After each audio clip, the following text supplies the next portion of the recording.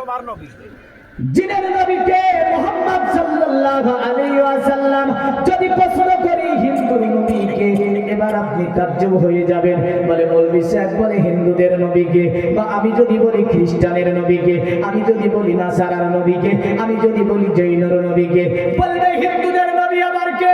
মুহাম্মদ তো আমাদের নবী, কিন্তু আমার আল্লাহ বলে না মুহাম্মদ তোমাদের নবী নয়, মুহাম্মদ সাল্লাল্লাহু আলাইহি সাল্লামকে আমি আল্লাহ মুসলমান থেকে নিয়ে, হিন্দু থেকে নিয়ে, জৈন থেকে নিয়ে, খ্রিস্টান থেকে নিয়ে, দলিত থেকে নিয়ে, আদিবাসী থেকে নিয়ে, এক কথায় এই পৃথিবীর জমিনে যত আপনার মানব আছে, সৃষ্টি আছে, সকলের তরে আমি মুহাম্মদকে নবী বানিয়েছি। জোরে বলেন সুবহানাল্লাহ। মুসলমান শুধু তাই নয়, আমার আল্লাহ বলে মুহাম্মাদুর রাসূলুল্লাহ, মুহাম্মদ হচ্ছে আমার রাসূল। শুধু আমারই রাসূল নয়, এ মুহাম্মদ হচ্ছে তোমাদের রাসূল। কারণ তোমরা নবীরে মেনে নেবে, তোমরা নবীরে জেনে নেবে। এই কারণে আমাদের যেটা মূল মন্ত্র, এই মন্ত্রটার মধ্যে আমরা বাচ্চাকে আমরা পড়াই লা ইলাহা ইল্লাল্লাহ, লা ইলাহা ইল্লাল্লাহ, লা ইলাহা ইল্লাল্লাহ, লা ইলাহা ইল্লাল্লাহ, মুহাম্মাদুর রাসূলুল্লাহ সাল্লাল্লাহু। এটা হচ্ছে আমাদের মূল মন্ত্র।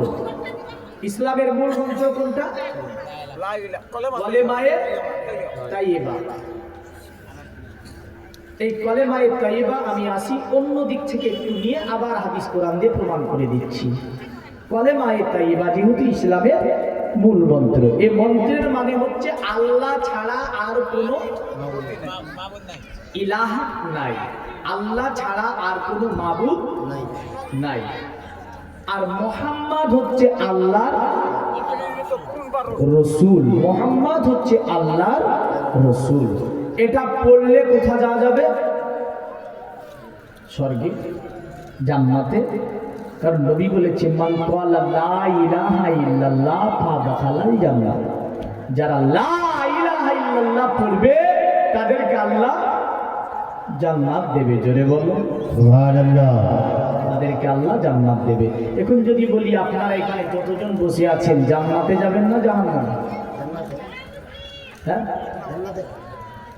আচ্ছা কে কে জাহান্নামে যাবেন একটু হাত তুলে বলেন তো দেখি। কেউ যাবে না, দেখেছেন? বলে না জাহান্নামে যাব না। সকলের একটাই মনের বাসনা, আশা হচ্ছে কোথায় যাব? জান্নাতে যাব। বা দেখেন একটু মনোযোগ দিয়ে কিছু কথা বলে যাব, শুনবেন। এটা একটা স্টেপে আলোচনা হবে, এর পরের স্টেপে যাবে মুহাম্মদ সকলের গুরু, সকলের নেতা, সকলের নেতা।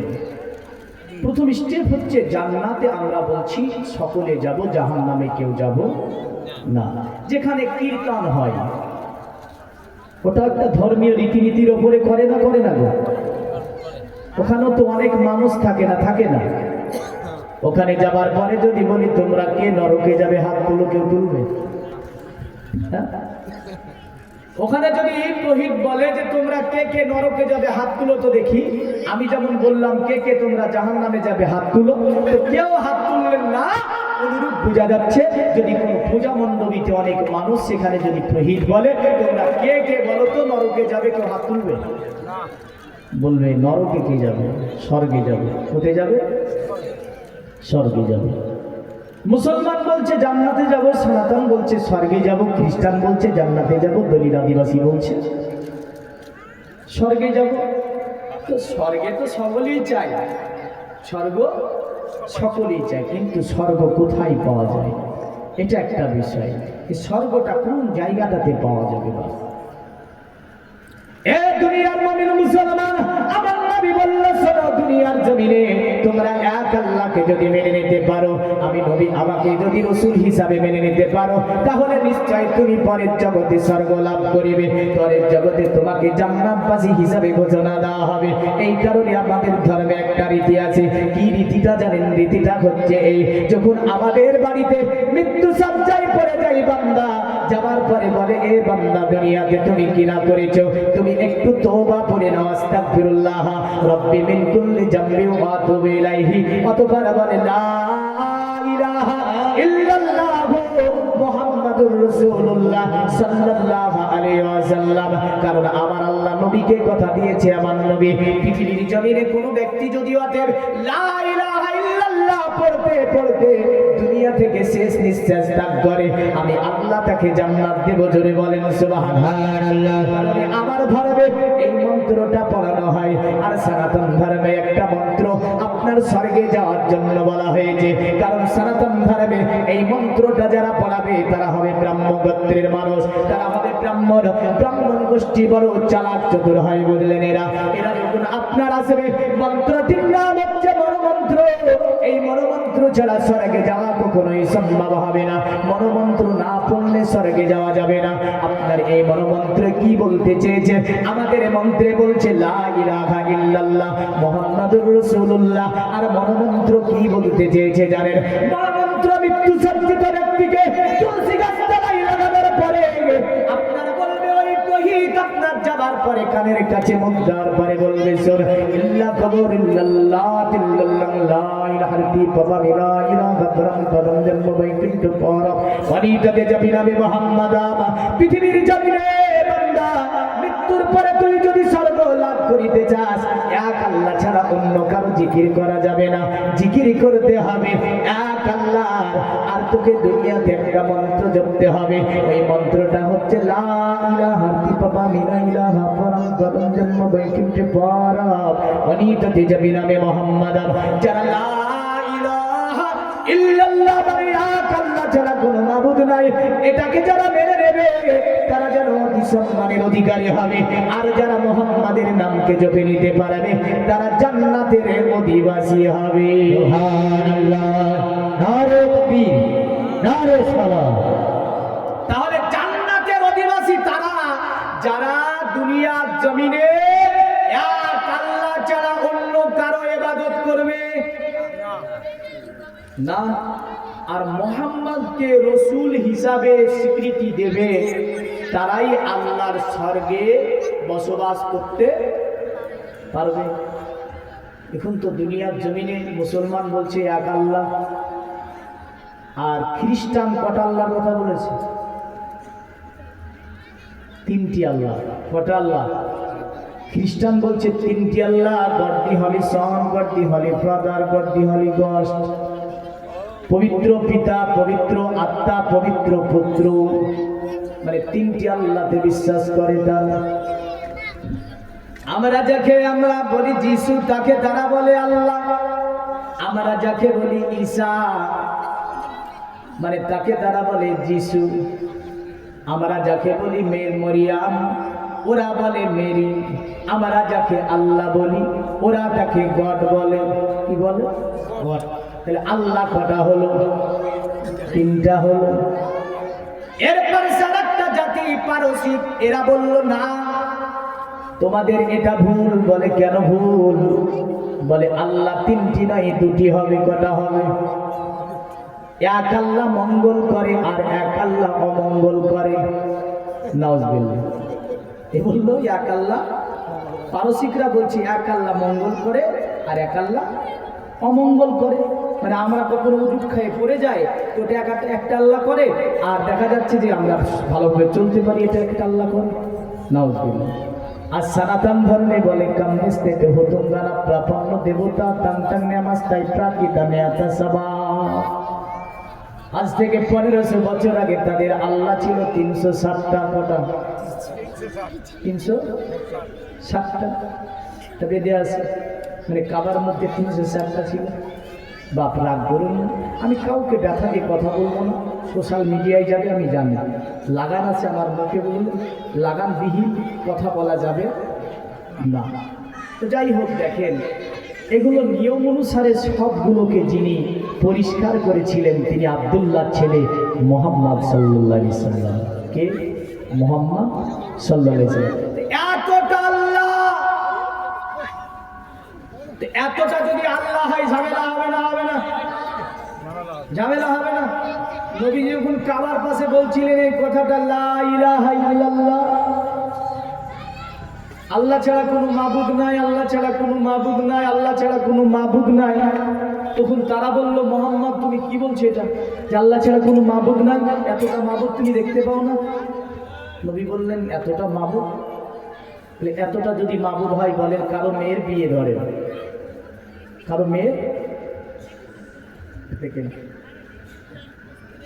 আচ্ছা একটু দরুদ আল্লাহুম্মা সাল্লি আলা সাইয়্যিদিনা মাওলানা ওয়া আলা আলি সাইয়্যিদিনা ওয়া আলা আলি সাইয়্যিদিনা মাওলানা ইয়া রাসূলুল্লাহ। জোরে বলুন সুবহানাল্লাহ। দুই সাথীকে পাশেতে নিয়ে হাই আরামে আছো নিজ নিরালায়, সারা দাও রাসূলুল্লাহ, ডাকে যে আশিক তোমার ইয়া রাসূলুল্লাহ ইয়া হাবিবাল্লাহ। নূরেতে উজ্জ্বল চেহারা তোমার, দেখিলে হারাম দুজখেরি নাম। তুমি কবে দিবে এ মুলাকাত, দিদার দাও আমারে ইয়া রাসূলুল্লাহ ইয়া হাবিবাল্লাহ। জোরে বলি সুবহানাল্লাহ। মুসলমান তবে মনে রাখবেন পৃথিবীর জমিনে যদিও কেউ তিনটি আল্লাহ বলেছে, যদিও কেউ দুটি আল্লাহ বলেছে, যদিও কেউ 360টির কথা বলেছে, কিন্তু মুসলমান বলে না আল্লাহ হচ্ছে এক, এর কখনো দ্বিতীয় তৃতীয় আল্লাহ হবে না। তবে হাজ আপনার সনাতন ধর্মে মন্ত্রের মধ্যে আল্লাহকে নিয়ে বিভিন্ন আপনার মতবাদ আমরা দেখতে পাই। যেমন করে অধুরভাবে যে বলল, শোনো পৃথিবীর জমিনে ঈশ্বর সানিত্য সানিত্য নিরকার নিরপ বর্ণনাতীত নিষ্কম্পাচ্য উচিত শব্দের রূপান সাত্তানাং প্রকাশাতি সাবিদাতা কারণানাং কারণাং তথা সর্বশক্তিমান। এমন করে আমার আল্লাহকে বোঝাতে গিয়ে বলল, আল্লাহ তিনি যাকে শব্দ দিয়ে বোঝানো যায় না, আল্লাহ তিনি তাকে কোনো রূপে আনা যায় না, আল্লাহর ছবি আঁকা যায় না, আল্লাহর কখনো মূর্তি তৈরি হয় না, আল্লাহকে পৃথিবীর জমিনে কোনো ভাষা দিয়ে বোঝানো যায় না, কারণ তিনি বর্ণনাতীত নিষ্কম্পাচ্য, কারণ তার কোনো আকার হয় না, তার কোনো বর্ণ হয় না, এমন করে তাকে কোনো ভাষা দিয়ে বোঝানো যায় না। বোঝা গেল আমার আল্লাহ হচ্ছে অক্ষয় অক্ষয় নিরঞ্জন নিরাকার ওয়াহদাহু লা শারীক। জোরে বলেন সুবহানাল্লাহ।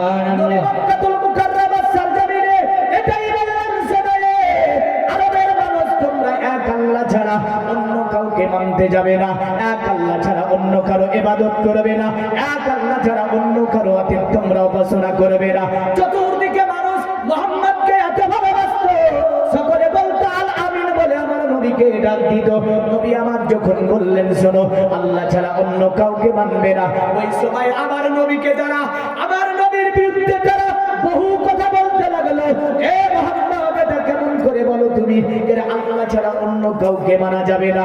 আমার নবী বলল, দেখো এই যে সূর্য পূর্বে উঠে পশ্চিমে ডুবে যায়, এটাকে যিনি চালনা করে উনি কখনো তার কখনো দ্বিতীয় হয় না। যদি তা দ্বিতীয় হতো তাহলে একদিন বলতো আমি এবার পশ্চিমে উঠাবো আর পূর্বের দিকে সূর্যকে ডুবাবো। আল্লাহ আল্লাহকে ঝামেলা হতো, প্রাকৃতিক চালনে নিয়ে ঝামেলা হতো। এমন করে 12টা কক্ষপথে সূর্য চন্দ্র উল্কা রাশিগুলো চলছে, আমার নবী বলল জীবনে কোনোদিন ঝামেলা হয়নি। মেঘ থেকে পানি বর্ষণ করা নিয়ে জীবনে কোনোদিন ঝামেলা হয়নি। আল্লাহ যদি 2টি 5টা 7টা 8টা 9টা 10টা হতো, তাহলে আপনার কি হতো? আমাদেরকেও লাখের পূজা দেয়, লাখকে বলতো শুনে রেখে দিলাম। আজকে আমার বাড়িতে কন্যার বিয়ে আছে, আজকে যেন বৃষ্টি না হয়। আর যার জমিতে সেচ লাগবে, উজ্জার যে পূজা করতো, উজ্জাকে বলতে রে উজ্জা, আমি তোর সম্মুখে পূজা দিলাম যাতে আজ বৃষ্টি বর্ষণ হয়। উজ্জা বলতো বৃষ্টি হবে, আর লাখ বলতো বৃষ্টি হবে না। তাহলে মারামারি লাগতো না, লাগতো না?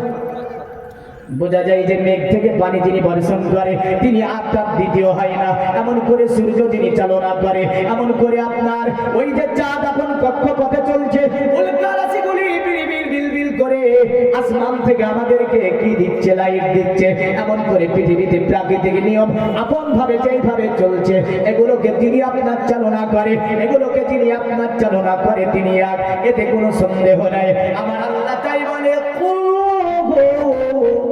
আল্লাহু আহাদ আল্লাহুস সামাদ লাম ইয়ালিদ ওয়া লাম ইউলাদ ওয়া লাম ইয়াকুল লাহু কুফুয়ান আহাদ।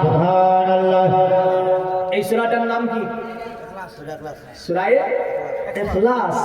এর আরেকটা হাদিসে নাম আছে সূরা নাজাত। কি নাম? সূরা নাজাত। এই সূরাটা 3 বার পড়লে একটা কোরআন খতমের নেকি। এই জোরে বলবেন না? হ্যাঁ, বলে মাওলানা বেদ বলো, বেদ বলো। ইনশাআল্লাহ বেদ দেখেন একটা মাসালা বলে যায়। বেদ বলতে গিয়ে বহু বেদবি করতে হয় আমাদের। যত মুক্তি আছে সব জিজ্ঞাসা করেন। কারণটা হচ্ছে মন্ত্রের মধ্যে অনেক শিরকি কালাম আছে আল্লাহ কি, সেই শিরকি কালামটা আমাদের জবান থেকে বের করতে হয়, কিন্তু জাতি যেটা চায় তাই বলতে হয়, কিন্তু আমাদেরকে তো বোঝাতেও হবে। কিন্তু কোরআন এমন একটা মহান কিতাব যে এই কিতাবটা যে পড়লাম, অনেকে জানে না এই সূরা ইখলাস, জানে গো? একটু সকলে পড়বেন আমার সঙ্গে। আউযু বিল্লাহি মিনাশ শাইতানির রাজিম, বিসমিল্লাহির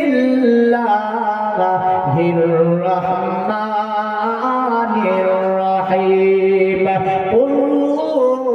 আল্লাহু আহাদ আল্লাহুস সামাদ লাম ইয়ালিদ ওয়া লাম ইউলাদ ওয়া লাম ইয়াকুল লাহু কুফুয়ান আহাদ। আমার আল্লাহ বলে, হে নবী আপনি তাদেরকে বলে দিন আল্লাহ হচ্ছে এক। আল্লাহ কথা, আল্লাহ হচ্ছে এক, এটা বলেন আপনি তাদেরকে। তারা কতটা আল্লাহ মানে আপনি তাদেরকে বলেন আল্লাহ হচ্ছে এক। আমার নবী আল্লাহকে বলে, আল্লাহ আমি যদি বলতে যাই ঝামেলা করবে, তুমি কেন বলে দাও না? আমার আল্লাহ বলে, হাবিব আমি আল্লাহ, আমাকে তো কেউ দেখতে পাবে না, আমি আল্লাহ আমার কথা কেউ শুনতে পাবে, শ্রবণ করতে পারবে না, আমি আল্লাহ কারো সম্মুখে দেখা দেব না। ও নবী যা কিছু প্রকাশ করবো আমি আল্লাহ আপনাকে সম্মুখে রেখে গো নবী, দয়া করে অতএব আপনি বলেন, আপনি কথা বলুন যে আল্লাহ এক। আমার নবী বলল আল্লাহ এক, বোঝা যাচ্ছে আল্লাহর কখনো দ্বিতীয় তৃতীয় হবে না। এই কারণে আপনার সনাতন ধর্মে অথর্ব বেদে একটা মন্ত্র এইভাবে রয়েছে। অথর্ব বেদে আছে য আত্মদা বলদা যস্য বিশ্ব যশস্যায় মৃতং যস্য মৃত যস্য দেবা। পৃথিবীর জমিনে বলে এই বিশ্ব ভূমণ্ডলকে যিনি সৃষ্টি করেছেন তিনার উপাসনা করতে হবে। এই বিশ্ব ভূমণ্ডলকে কে সৃষ্টি করেছে? বলল তিনার সৃষ্টি যদি করতে পারিস তাহলে মৃত্যুর পরে তুই স্বর্গ লাভ করতে পারবি, মৃত্যুর পরে তুই স্বর্গে যেতে পারবি। আর যদি তার উপাসনা পূজা করতে না পারিস তাহলে মৃত্যুর পরে স্বর্গে তুই যেতে পারবি না। এমন করে আপনার গীতার মধ্যে বলল, শ্রীমদ্ ভগবত গীতায় বলল, পিতা হছিল কাশ্য চরাচরস্য তপস্য পূজাচ্য গুরুবরিয়ান না তৎসমহস্ত কুতন্নয় হস্ত প্রতিমম প্রভাব। আল্লাহ যিনি সকলের মালিক হচ্ছেন তিনি, আল্লাহ যিনি সকলের গুরু হচ্ছেন তিনি, আল্লাহ যিনি সকলের শিক্ষক হচ্ছেন তিনি। যদি পূজা করতে হয় ওই আল্লাহরই পূজা করতে হবে, আল্লাহ ছাড়া অন্য কারো পূজা করা যাবে না, আল্লাহ ছাড়া অন্য কাউকে পূজা যাবে না। যদি আল্লাহ ছাড়া অন্য কাউকে পুজো তাহলে স্বর্গ লাভ করিতে পারিবে না, আর ওই আল্লাহকে যদি পুজো তাহলে নিশ্চয় তুমি মৃত্যুর পরে স্বর্গ লাভ করতে পারবে। জোরে বলেন সুবহানাল্লাহ। দুনিয়ার মদিনা মুসলমান, শুধু তাই নয়, দুনিয়ার জমিনে এই যে সনাতন ধর্মে চার ভাগে বিভক্ত হলো, এই আপনার খণ্ড ধ্রুব বেদ বা ঝগবেদে আপনার মন্ত্রটি এইভাবে রয়েছে। তাদের পুরা বেদের মধ্যে আমার আল্লাহর নাম কখনো ষষ্ঠী বলেছে, কখনো আপনার আল্লাহকে বলতে গিয়ে ঈশ্বর বলেছে, কখনো আপনার আল্লাহকে বলতে গিয়ে বিষ্ণা বলেছে, কখনো আমার আল্লাহকে বলতে গিয়ে পার্বতী বলেছে, কখনো আমার আল্লাহকে বলতে গিয়ে আপনার কি বলেছে যিশু বলেছে, কখনো আমার আল্লাহকে এই আপনার ভাষা দিয়ে বলতে গিয়ে তারা বিভিন্ন নামে আমার আল্লাহকে ডাক দিতে চেয়েছে। কিন্তু আমার রাসূল বললেন, শোনো, আল্লাহকে বিষ্ণা বলো না। আমার নবী বললেন, আল্লাহকে ঈশ্বর বলো না, আল্লাহকে পার্বতী বলো না, আল্লাহকে গড বলো না, আল্লাহকে কি বলতে হবে? আমার নবী বললেন, আল্লাহকে যদি বলতে হয় আল্লাহকে আল্লাহ বলেই ডাকো, কারণ আমার আল্লাহর একটাই মাত্র নাম হচ্ছে আল্লাহ। বান্দা যখন একবার আল্লাহ বলে, আমার আল্লাহ বান্দাকে 10 বার ডাক দিয়ে বলে বান্দা। আল্লাহকে যে নামে ডাকতে হবে ওটা হচ্ছে কি? আল্লাহ। আল্লাহ এই নাম ছাড়া অন্য নামে নবী বললেন ডাকতে পারবে না। হ্যাঁ, তবে আল্লাহ যার 99টি গুণ আছে, যেমন ইয়া রহমান, ইয়া রহিম, ইয়া কারিম, ইয়া সত্তার, ইয়া কাহার, ইয়া ওয়াহাব, ইয়া রাজ্জাক, ইয়া ফাত্তার, ইয়া জুল জালাল, এমন করে 99টা নাম আছে আমার আল্লাহর। এই সিফাতি গুণগুলো দিয়ে আমার আল্লাহকে ডাকা যাবে। তবে আল্লাহর জাতি নাম হচ্ছে আল্লাহ। আল্লাহর জাতি নাম হচ্ছে আল্লাহ। আল্লাহ না আল্লাহ, এটাও শিখিয়ে দিয়ে যায়। কিয়ামতে আপনিও ধরবেন একটা, হ্যাঁ, না আল্লাহ না আল্লাহ। তো আবার একজন ভুল ধরে গিয়ে হ্যাঁ আমাকে জিজ্ঞাসা করছে, বলিছেন আগে বলতো আল্লাহ আর এখন দেখে আল্লাহ। তাহলে ব্যঙ্গ করছে, এটা ঠিক, সেটা কি ব্যঙ্গ করছে মানে জানে না। তাই আমি বললাম আগেও আল্লাহ এখনো আল্লাহ। কারণ হচ্ছে বাংলাতে লিখলে ওটা কি হয়? আল্লাহ। বাংলার তো কোনো ই নাই, বুঝলেন? হ্যাঁ, এর গোড়া আগা নাই, পুরা জবানে জড়িয়ে চলে, মানে পুরা জবানে জড়িয়ে চলে। আর এই যে কত রকমের আছে বুঝলেন, আপনাদের এখানকার ভাষা আমাদের দিককার মানুষ বুঝতে পারে না। হ্যাঁ, আর আপনাদের কথার সঙ্গে আমাদের কথা মিলে না। মুর্শিদাবাদের কথা, যে মুর্শিদাবাদ আবার গিয়ে বুঝলেন বাংলাদেশ তো বাংলা বলে, তো কুচা খাবি না কি রে, কি বলে, কি যে বলে ওরা বুঝলেন, ও বোঝা যায় না বলো। ওখান থেকে রাঢ়ী ভাষা, এই রাঢ় অঞ্চলের কিছু ভাষা আছে বুঝলেন, এরাও বাংলাই বলে। কিন্তু এরা যে আবার কি করে বলে বাংলাকে বলবে, আমাদের কথা শুনে ওরা কিছু কিছু হাসে। আমি রাঢ় অঞ্চলে গিয়েছি জলসার জন্য, একটা কুলিতে দাঁড়িয়েছি। কুলিতে দাঁড়িয়ে একজনকে পান নিলাম। পান নেওয়ার পরে আমাকে বেশ, কোথায় বাড়ি আপনার, আপনার সঙ্গে কে, এমন একটা কথা জিজ্ঞাসা করেছিল। তা আমি ওকে বলেছি কে ডা, তো বলছে আপনি কোথা থেকে এসেছেন? ডা কি দেখে, ডা কে ডা, মানে এই ডা শব্দটা আমার মুর্শিদাবাদে ব্যবহার হয়, যেমন রাঢ় অঞ্চলে ব্যবহার হয় না। আপনাদের দিকে এমন এমন কিছু শব্দ যেটা আমাদের দিকে ব্যবহার হয় না, আপনাদের দিকে ব্যবহার হয়। কিন্তু মনে রাখবেন, এই বাঙালি বহুত চালাক। কি যেমন চালাক বুঝলেন, যেমন এর ভাষা তেড়াবেড়া কেড়াবেড়া ভাষা, তেমনই এ চালাক। আর বাঙালি ভাবে যে না ওদের ভাষায় তেড়াবেড়া, না, ওদের ভাষায় 60 ভাষা। উর্দু বলবেন 7 ভাষা, হিন্দি বলবেন 7 ভাষা, আপনি ফার্সি বলেন 7 ভাষা, আরবি বলেন 7 ভাষা, ইংলিশ বলেন 7 ভাষা। এ কেড়াবেড়া তেড়াবেড়া নাই, কিন্তু বাংলাতে প্রচুর তেড়াবেড়া কেড়াবেড়া। হ্যাঁ, কারণ বাংলা ভাষা শুনে ওরা ভয় করে। আমি রাজস্থানে পড়তাম, একটা জামে আশফাকে বললেন, তো জামে আশফাকে देखा तो जे ए बंगाली, ए बंगाल में तो बहुत मंत्र जानता है ना, बंगाल का लोग हाँ जानता है। तो तू कितना मंत्र जानता है? तो बहुत मंत्र जानता हूँ।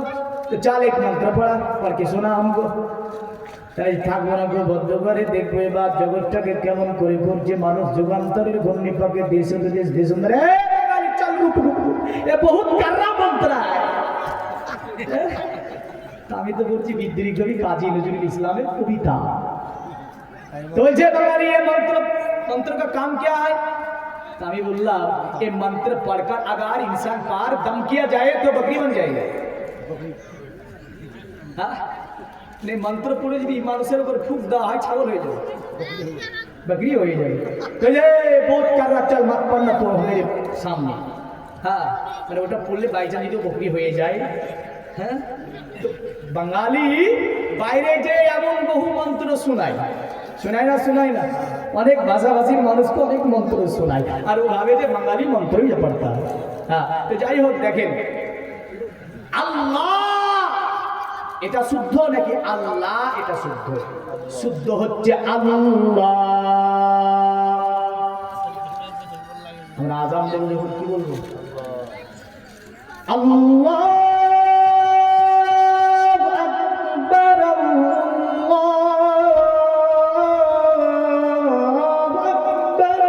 আল্লাহ। আমরা বলি কি আমাদের দিকে বলে কি? বলে আল্লাহ। একদম বললেন বুড়া আগা কোনো ঠিক নাই। তাহলে আমরা আর আল্লাহর নামটা কমসে কম আজকে জালসা থেকে শিখি। আমরা আল্লাহ বলবো না, কি বলবো? লাম এবং লাম আলিফ আলিফ লাম লাম হে আল্লাহ। এই লামের আগে যদি জাবার এবং পেশ আসে, বাংলায় বলে দিচ্ছি লামের আগে যদি জাবার এবং পেশ আসে ওই লামটা বারিক হবে না, ওই লামটা পুর হবে। তো পুর বললে লা বলতে হবে। আর যদি লামের আগে জের থাকে, আলিফে যদি জের থাকতো তাহলে এ লা লা হয়ে যেত, ও বারিক হয়ে যেত, পাতলা হয়ে যেত। লা শব্দ হচ্ছে পাতলা, লা শব্দ হচ্ছে ভারী। তাহলে লামের আগে যদি জাবার দেওয়া আছে আল্লাহ, তাহলে এখানে আমরা লা বলবো না, কি বলবো? আল্লাহ। এবার দেখি এই আল্লাহ শব্দটি বেদে আছে কি নাই, হ্যাঁ না? কারণ যেহেতু আল্লাহকে আল্লাহ বলেই ডাকতে হবে, আরো অনেক নামে তো তারা ডেকেছে, ও নামগুলো পরস্পর মন্ত্রে আসবে। তবে এই জিনিসটা আমরা দেখি আল্লাহ শব্দটি বেদে আছে কি না। হ্যাঁ পৃথিবীর মুমিন মুসলমান মনে রাখবেন পুরা বেদে আপনার একবার একটা মন্ত্রের মধ্যে আমার আল্লাহর নাম 4 থেকে 5 বার না হয়েছে, জোরে বলেন সুবহানাল্লাহ। পুরা বেদে আর আমার আল্লাহর নাম এমন করে বলা হয়নি। অন্য জায়গায় সৃষ্টি বলেছে, কোন জায়গায় আপনার ঈশ্বর বলেছে, কোন জায়গায় বিধাতা, বিভিন্ন ভাবে আমার আল্লাহকে তারা বুঝাতে চেয়েছে। কিন্তু আপনার জগবেদে একটা মন্ত্রের মধ্যে আমার আল্লাহকে বলতে গিয়ে বলছে এইভাবে হুদার বিন্দ্র মহাসুরেন্দ্র গো আল্লাহ জ্যেষ্ঠম শ্রেষ্ঠম ধন্য ব্রাহ্মণ আল্লাহ মাল্লা রসুল মোহাম্মদ রকম্বর আল্লাহ মাতনাম বুকনে কামাল্লাহ বুকাম ইল্লা খিলার দিগাম। আল্লাহ যিনি সমস্ত দেবতার মেন দেবতা, তিনি আল্লাহ ছাড়া আর কোন দেবতা হতে পারে না, জোরে বলেন সুবহানাল্লাহ। দুনিয়ার মুমিন মুসলমান বল আল্লাহর পরে আর কোন দেবতা নাই, আল্লাহই হচ্ছে মেন দেবতা, তারপরে আর কোন দেবতা হয় না। অতঃপর বলল শুনে রেখে দাও আল্লাহ রাসূল মুহাম্মদ অতি বরণীয় নবী, তাকে মানতে হবে, তাকে জানতে হবে।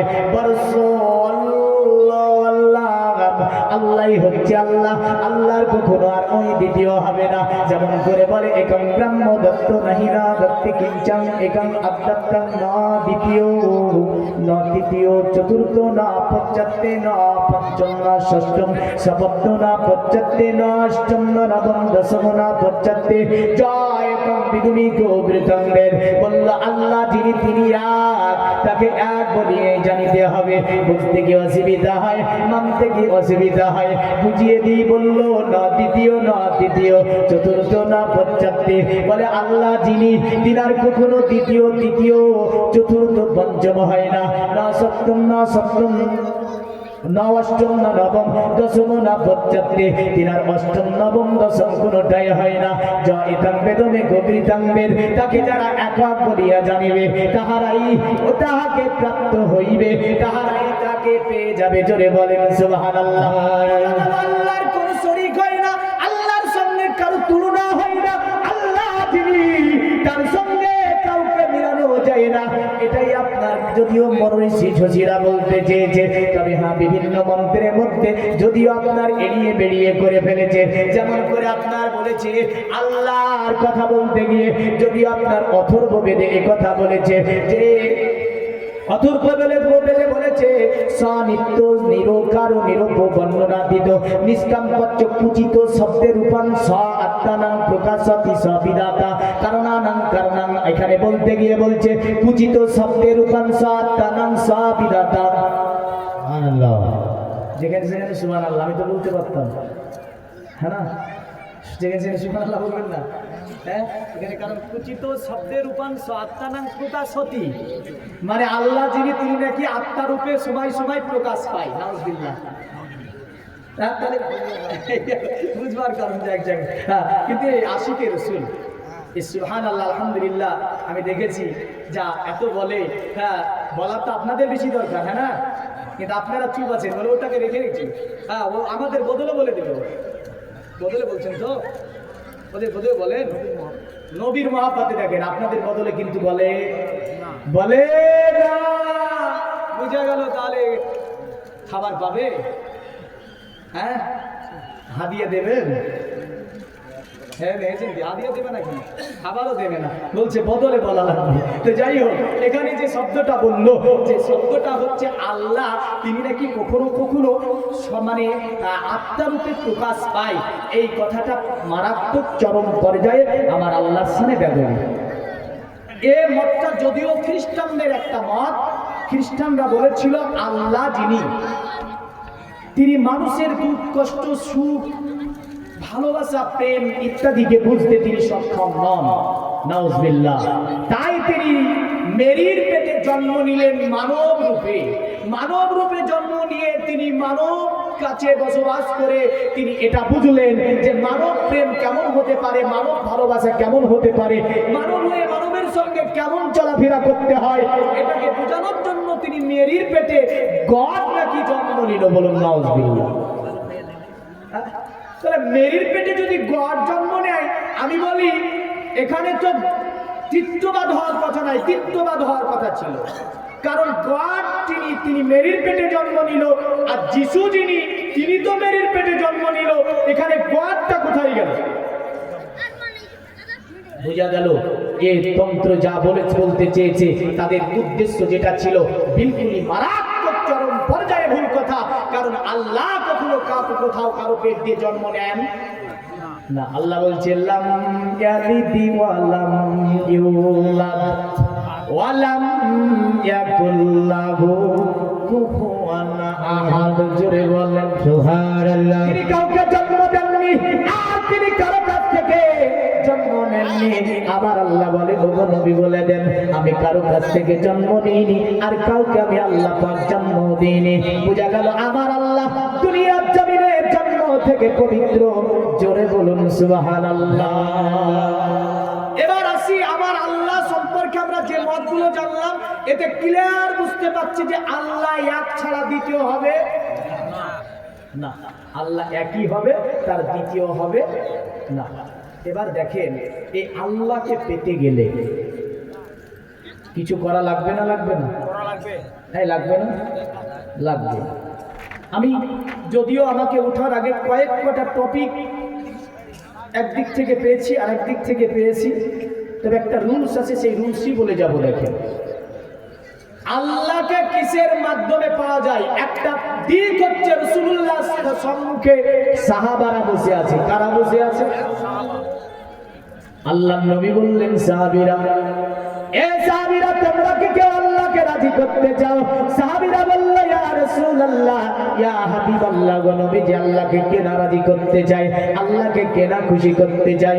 আমার নবী বলল ওগো আমার সাহাবীরা, আল্লাহকে যদি রাজি করতে চাও, খুশি করতে চাও, বাড়ি চলে যাও, বাড়ি যাবার পরে নিজের বাপকে রাজি করে দাও, আমার আল্লাহ রাজি হবে।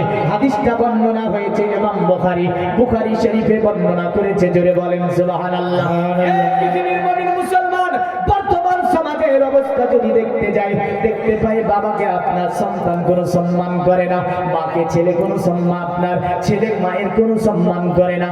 আমরা বড়দের সম্মান করতে জানি না, বড়রা ছোটদের স্নেহ করতে জানে না, এটা শরীয়তের বিলকুল খেলাফ। আমার নবী বলল, সাহাবীরা তোমরা যদি আল্লাহকে খুশি করতে যাও, বাড়ি যাবার পরে মাকে খুশি করে দাও, তোমরা তাহলে আল্লাহকে খুশি করে দেবে। জোরে বলেন সুবহানাল্লাহ।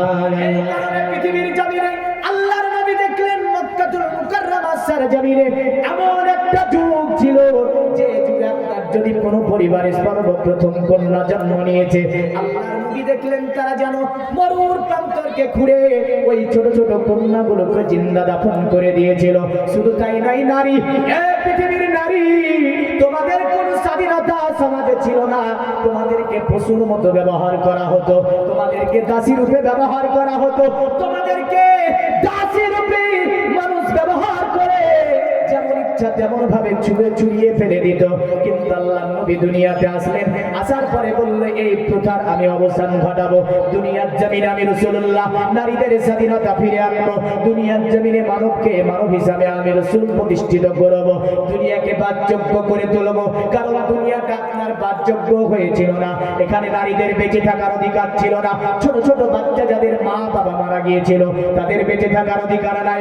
মক্কা এমন একটা জায়গা হয়েছিল যেখানে গরিব দুঃখীদের বেঁচে থাকার কোনো অধিকার নাই, যেখানে আপনার গরিব দুঃখীর মালকে লুণ্ঠন করে তারা খেয়ে ফেলতো, এমন করে আপনার ইয়াতীম বালকদের সমাজে কোনো স্থান দেওয়া হয়েছিল না। আল্লাহর নবী বললেন, এ দুনিয়ার মানব আমি রাসূলুল্লাহ কথা গোলানের, আমি রাসূল সাল্লাল্লাহু আলাইহি সাল্লাম এর অবসান না ঘটানো পর্যন্ত দুনিয়ার জমিন থেকে আমি নবী যাব না। আল্লাহুম্মা সাল্লি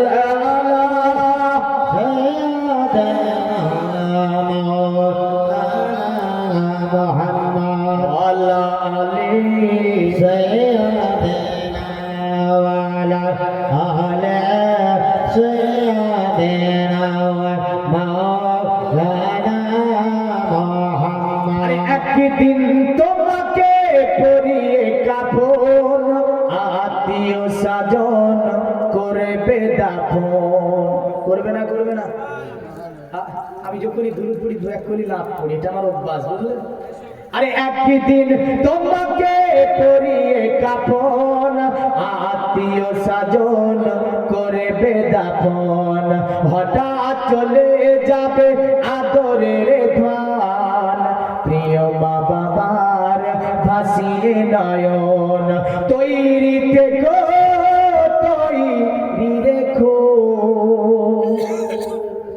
খবরে মান সমান, একদিন তোমার নাম মসজিদে হবে এলান, একদিন তোমার নাম মসজিদে হবে এলান, নামে সমজারি করিবে এত, বন্ধ হয়ে যাবে জীবন নাটক, বাহাদুরি থাকবে না দেহে জৈবন, ফুরিয়ে বসন্ত আসিবে শ্রাবণ, তৈরি থেকো তৈরি রেখো, কোরআনে আমাল ঈমান, একদিন তোমার নাম মসজিদে হবে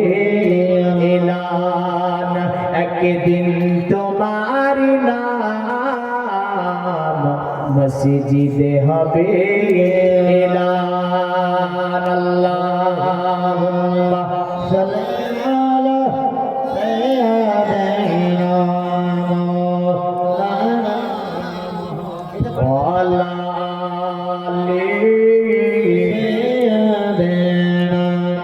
মাওলানা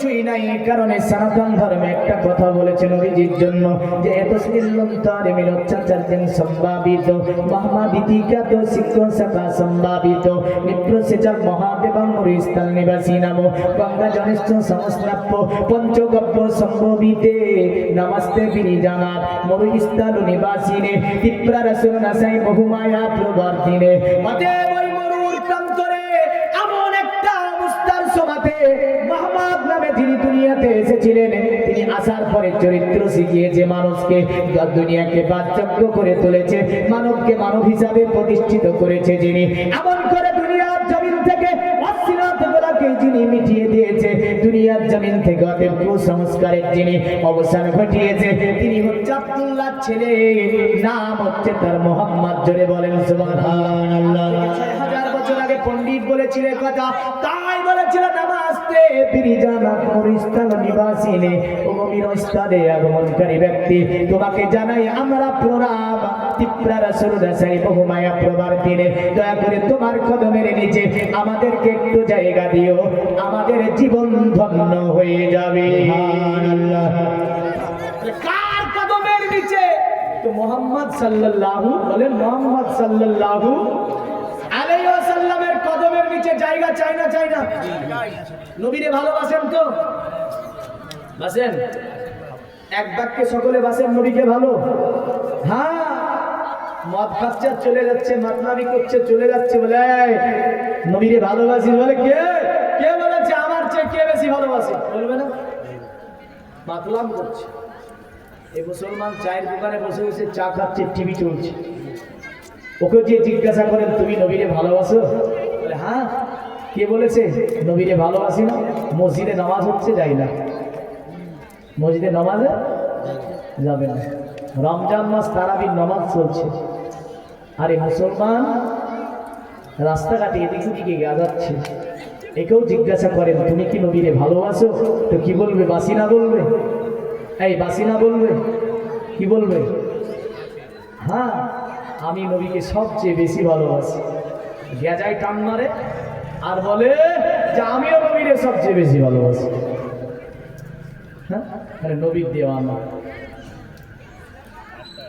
এরা বলতে চাইছে এটাই যে আমরা নবীর দেওয়ানা, গেজা ছাওয়া খাওয়া ছাড়বো না। এই নবীর দেওয়ানা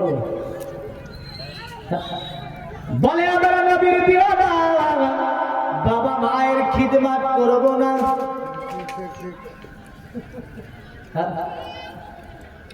দিওয়ানা হবে?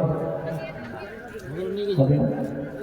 বলে আমরা নবীর দিওয়ানা, শুধু খাওয়া ছাড়বো না, এ দেওয়ানা হবে না। বলে আমরা নবীর দিওয়ানা, যৌতুকের টাকা আমরা কখনো ছাড়বো না। ঠিক, আমরা নবীর দিওয়ানা, রোজা রাখতে পারবো না,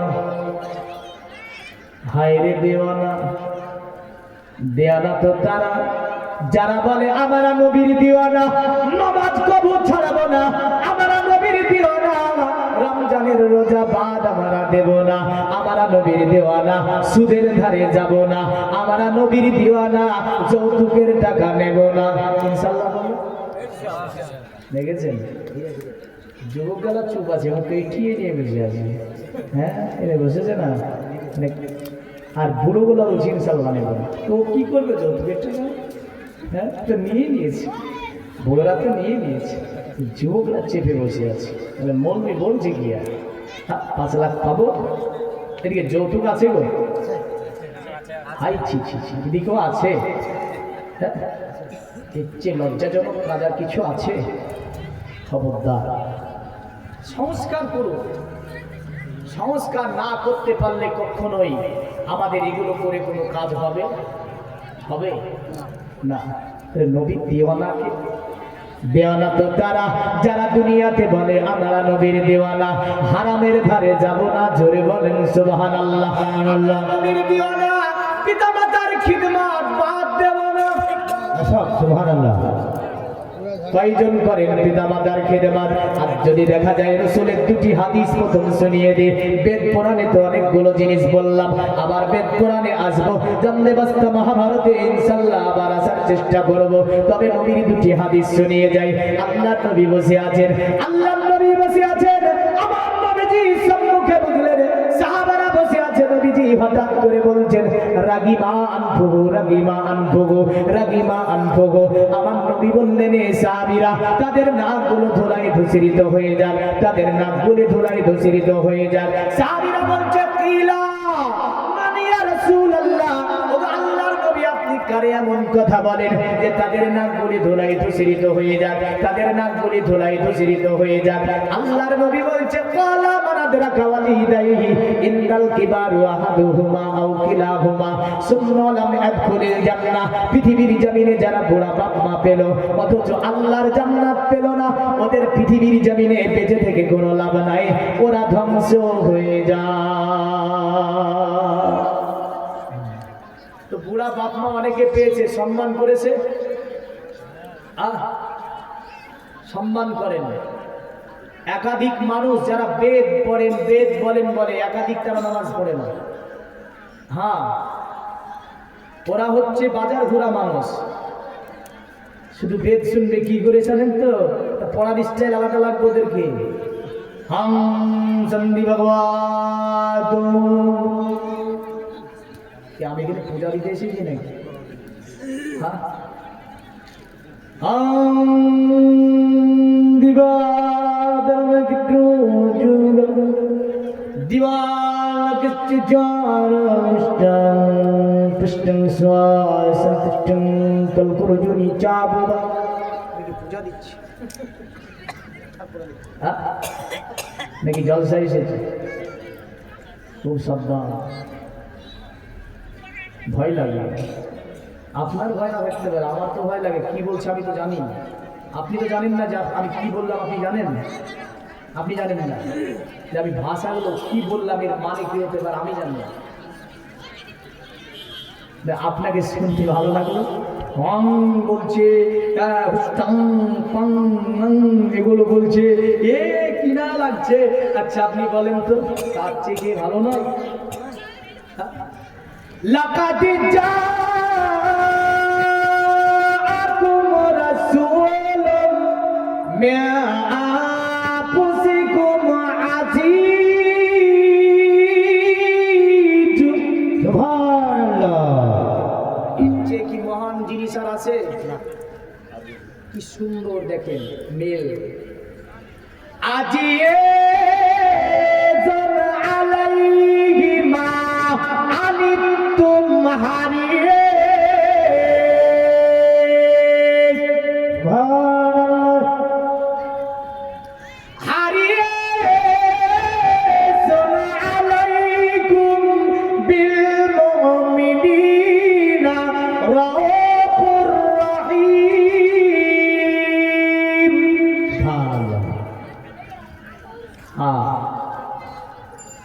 পৃথিবীতে যত ধর্মীয় গ্রন্থ নিয়ে যত জায়গাতে কম্পিটিশন হয়েছে, ধর্মীয় নিয়ে সেমিনার হয়েছে, সমস্ত জায়গাতে যে কিতাবটি উত্তম স্থান লাভ করেছে তার নাম হচ্ছে আল কোরআন। জোরে বলেন সুবহানাল্লাহ। কিন্তু আমরা জানি না, এই জাতি মানতে পারেনি, এই জাতির ঘরে কোরআন আছে, এই জাতির ঘরে 1 2 4 5 খানা করে কোরআন, কিন্তু এদেরকে পিটছে। আজকে পিটছে না, কিসের জন্য পিটছে? কোরআন তো বলছে আমি যার কাছে থাকবো সেই জাতি সমগ্র জাতিকে পরিচালনা করবে। কোরআন তো বলছে আমি যে জাতি আমাকে ভালোবেসে নেবে ওই জাতি হবে পৃথিবীতে উত্তম জাতি। হ্যাঁ, কিন্তু কোরআন আমার ঘরে আমি পড়া জানি না। আমি বলি না মৌলভী সাহেব, কোরআন বললে যাব না, বেদ বললে ছাড়বো না। মুসলমানের ছেলে, হ্যাঁ এটি তো ভালো লাগে না। বা খবরদার, কোরআন একে নিয়ে গবেষণা করলো দুনিয়াতে, পৃথিবীর জমিনে, আমেরিকার সরজমিনে কোরআন এমন করে আপনার বিভিন্ন কিতাব নিয়ে গবেষণা হয়েছে। এই দুনিয়ার জমিনে মুসলমান, তার মধ্যে একজন বিজ্ঞানী যার নাম ছিল নরেন্দ্র বসিং, তিনি বলেছিল শোনো দুনিয়ার মানব, পৃথিবীর জমিনে মুসলমানদের যে কিতাব তার নাম হচ্ছে হচ্ছে আল কোরআন। এই আল কোরআনটি এমন বড় কিতাব কেন জানো? আল কোরআনে আমি নরেন্দ্র আবাসী একবার নয় দুইবার নয়, আমি আল কোরআন 72 বার খতম করেছি। সুবহানাল্লাহ। বুকে হাত দিয়ে একজন মুসলমান বলতে পারবে এই বছরে আমি 2টি কোরআন খতম দিয়েছি, বলতে পারবে না। আমার মা বোনেরা হয়তো বছরে কেউ কেউ এক একটা দেয়, কেউ কেউ এক একটা দেয়, আর ছেলেরা বলে না মা ওগুলো আমাদের পড়ার জন্য নয়, এগুলো বুড়োদেরকে পড়তে হয়। আর এগুলো বলে আর হচ্ছে না, বুড়োর জবান দিয়ে আর বললেন বেরাই না। যুবক বলে এগুলো আমাদের জন্য নয়, ওই বুড়োদের জন্য হয়তো। কিন্তু আমার আল্লাহ বলে না রে, এই বান্দা শুনে রেখে দে, দুনিয়ার জমিনে তোর চলার পথ বলার পথ এমন করে সুস্থ থাকার পথ থেকে নিয়ে এমন করে সমস্ত কিছু বিধিবিধান বলে আমি আল্লাহ কোরআনে দিয়ে দিয়েছি। নরেন্দ্র সিং বলেছিল শোনো, পৃথিবীতে আমি 2 বার কোরআনকে খতম করলাম, মুসলমানদের কিতাব। আমার টার্গেট এটাই ছিল যে মুসলমানদের কিতাব আল কোরআনে ভুল আছে কিনা দেখবো আমি, যার কারণে বারবার ভেরিফাই করেছিলাম। 72 বার 2 বছর লেগেছিল তিনার পড়তে, 72 বার খতম করে তিনি একটাও কোরআনের মধ্যে ভুল বের করতে পেরেছিল না। শেষ পর্যন্ত আমেরিকার সরজমিনে বিরাট এক সম্মেলনের মধ্যে দাঁড়িয়ে বলে দিয়েছিল শুনে রেখে দাও, আজকে আমি নরেন্দ্র আবাসী পোশাক আমি চেঞ্জ করে ফেলেছি, মাথায় একটা ওড়না চড়িয়ে নিয়েছি। এমন করে তিনি যেন আদবে হেদারামের সঙ্গে সালোয়ার কামিজ পরে আপনার কোথায় উঠেছে, ওই যে মঞ্চের মধ্যে উঠেছে। আর আমেরিকান নারী যারা, তাদের পোশাক হয় প্যান্ট এমন করে স্যুট, তাদের পোশাক হয় আপনার স্কিন টাইট গেজি। কারণ আমেরিকার সভ্যতা হচ্ছে তাদের একদম নোংরা সভ্যতা। কিছুদিন আগে আমরা দেখছিলাম ওই যে আগুন দম দম করে জ্বলতেছিল, পৃথিবীর কোন শক্তি তাকে নিভাতে পারছিল না। আমার আল্লাহ বলে দুনিয়ার মানুষ শুনে রেখে দিয়ে, দুনিয়াতে 7টি সমুদ্র আমি আল্লাহ পাক তৈরি করেছি। আমি আল্লাহ রব্বুল আলামিন এমন কিছু সমুদ্র আমি আল্লাহ বানিয়েছি, যার নিচে আমি আল্লাহ এমন কিছু জিনিস রেখেছি। দেখবেন এমন কিছু জোয়ার এবং ভাটা হয় যে আপনার নদী এমন করে সমুদ্র গোলানে। আপনি কি বলতে পারবেন জোয়ার ভাটার আসল রহস্যটার মধ্যে কি লুকিয়ে আছে? পবিত্র কোরআন দ্বারা বর্ণনা দিয়েছে। পৃথিবীর জমিনে আমার আল্লাহ আপনার এই সমুদ্রের নিচে রেখেছে জাহান্নামী উনানকে। এই জাহান্নামী উনান যখন নিজের দিকে শ্বাস নেয়, সমস্ত পানিকে নিজের দিকে খিঁচে নিতে পারে। আর এ যখন নিজে একটা ধাক্কা মেরে দেয়, সঙ্গে সঙ্গে পানিকে উতাল পাতাল করে বিভিন্ন জায়গাতে পৌঁছে দেয়। জোরে বলেন সুবহানাল্লাহ।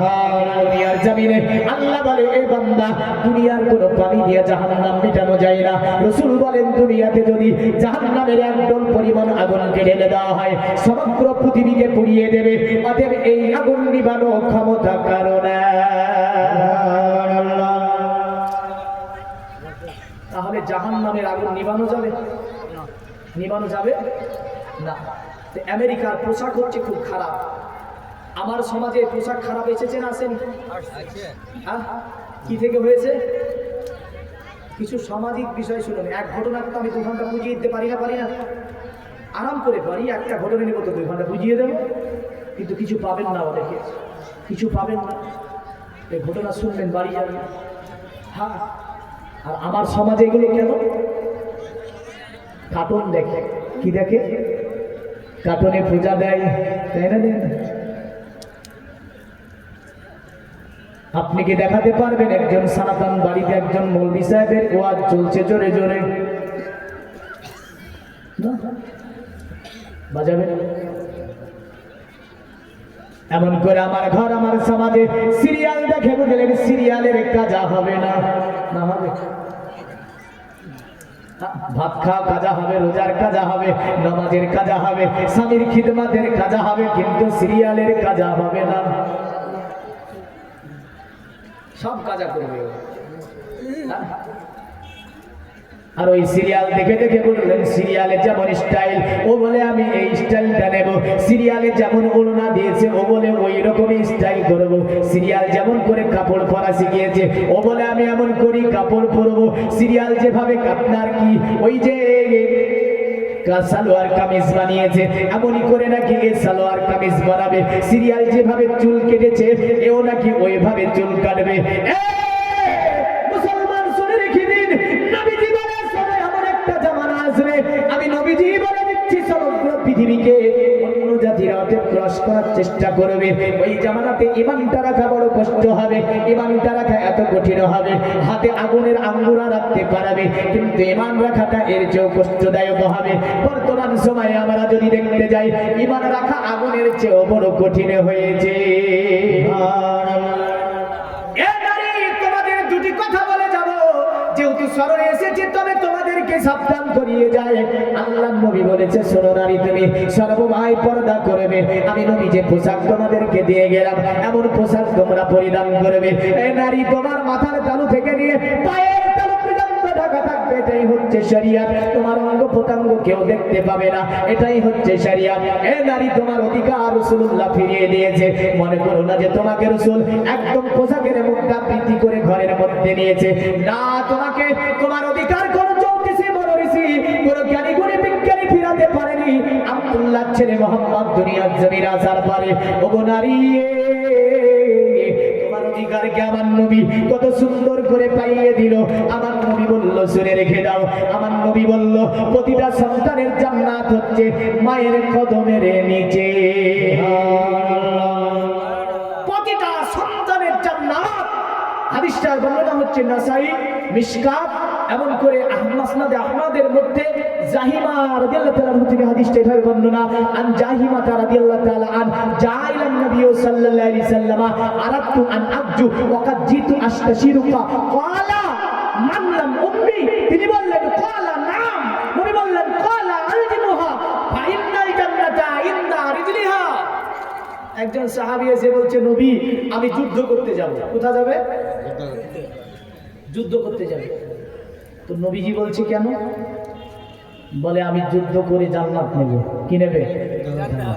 যুদ্ধ করে জান্নাত নেবে। তো নবীকে বলছে, আরাস্তু আন আবজু ওয়াকাদ জিতু আশতাশিরুকা। ওগো নবী, আমি যে ইরাদাটা করেছি এই ব্যাপারে আপনার মতামত কি একটু বলেন। তো ক্বালা রাসূলুল্লাহ সাল্লাল্লাহু আলাইহি সাল্লাম মান লাম উম্মি। নবী ওকে বলছে, মান লাম উম্মি, তোমার মা কি বাড়িতে নেই? তো তিনি বলছেন, ক্বালা নাম, হ্যাঁ, আমার মা বাড়িতে আছে। ক্বালা রাসূলুল্লাহ সাল্লাল্লাহু আলাইহি সাল্লাম, নবীজি বলছেন, আলজিমুহা, তোমার মা যদি তোমার বাড়িতে থাকে তাহলে কি করো? তোমার উপরে ফরজ করে নাও তার খিদমত করা। সুবহানাল্লাহ। এই জোরে বলবেন না? সুবহানাল্লাহ। কেন? নবী বলছেন, ফা ইন্নাল জান্নাতা ইনদা রিজলিহা। এই কারণেই যে তোমার জান্নাত আছে তোমার মায়ের কদমের নিকটে।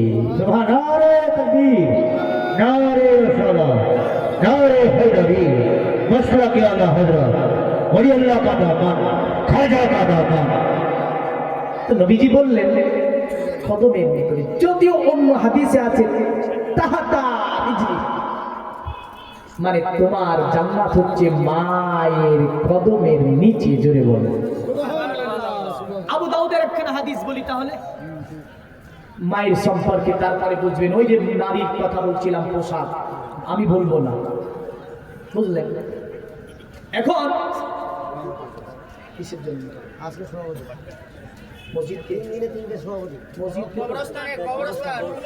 কবরস্থানের জন্য সভাপতি মহাশয়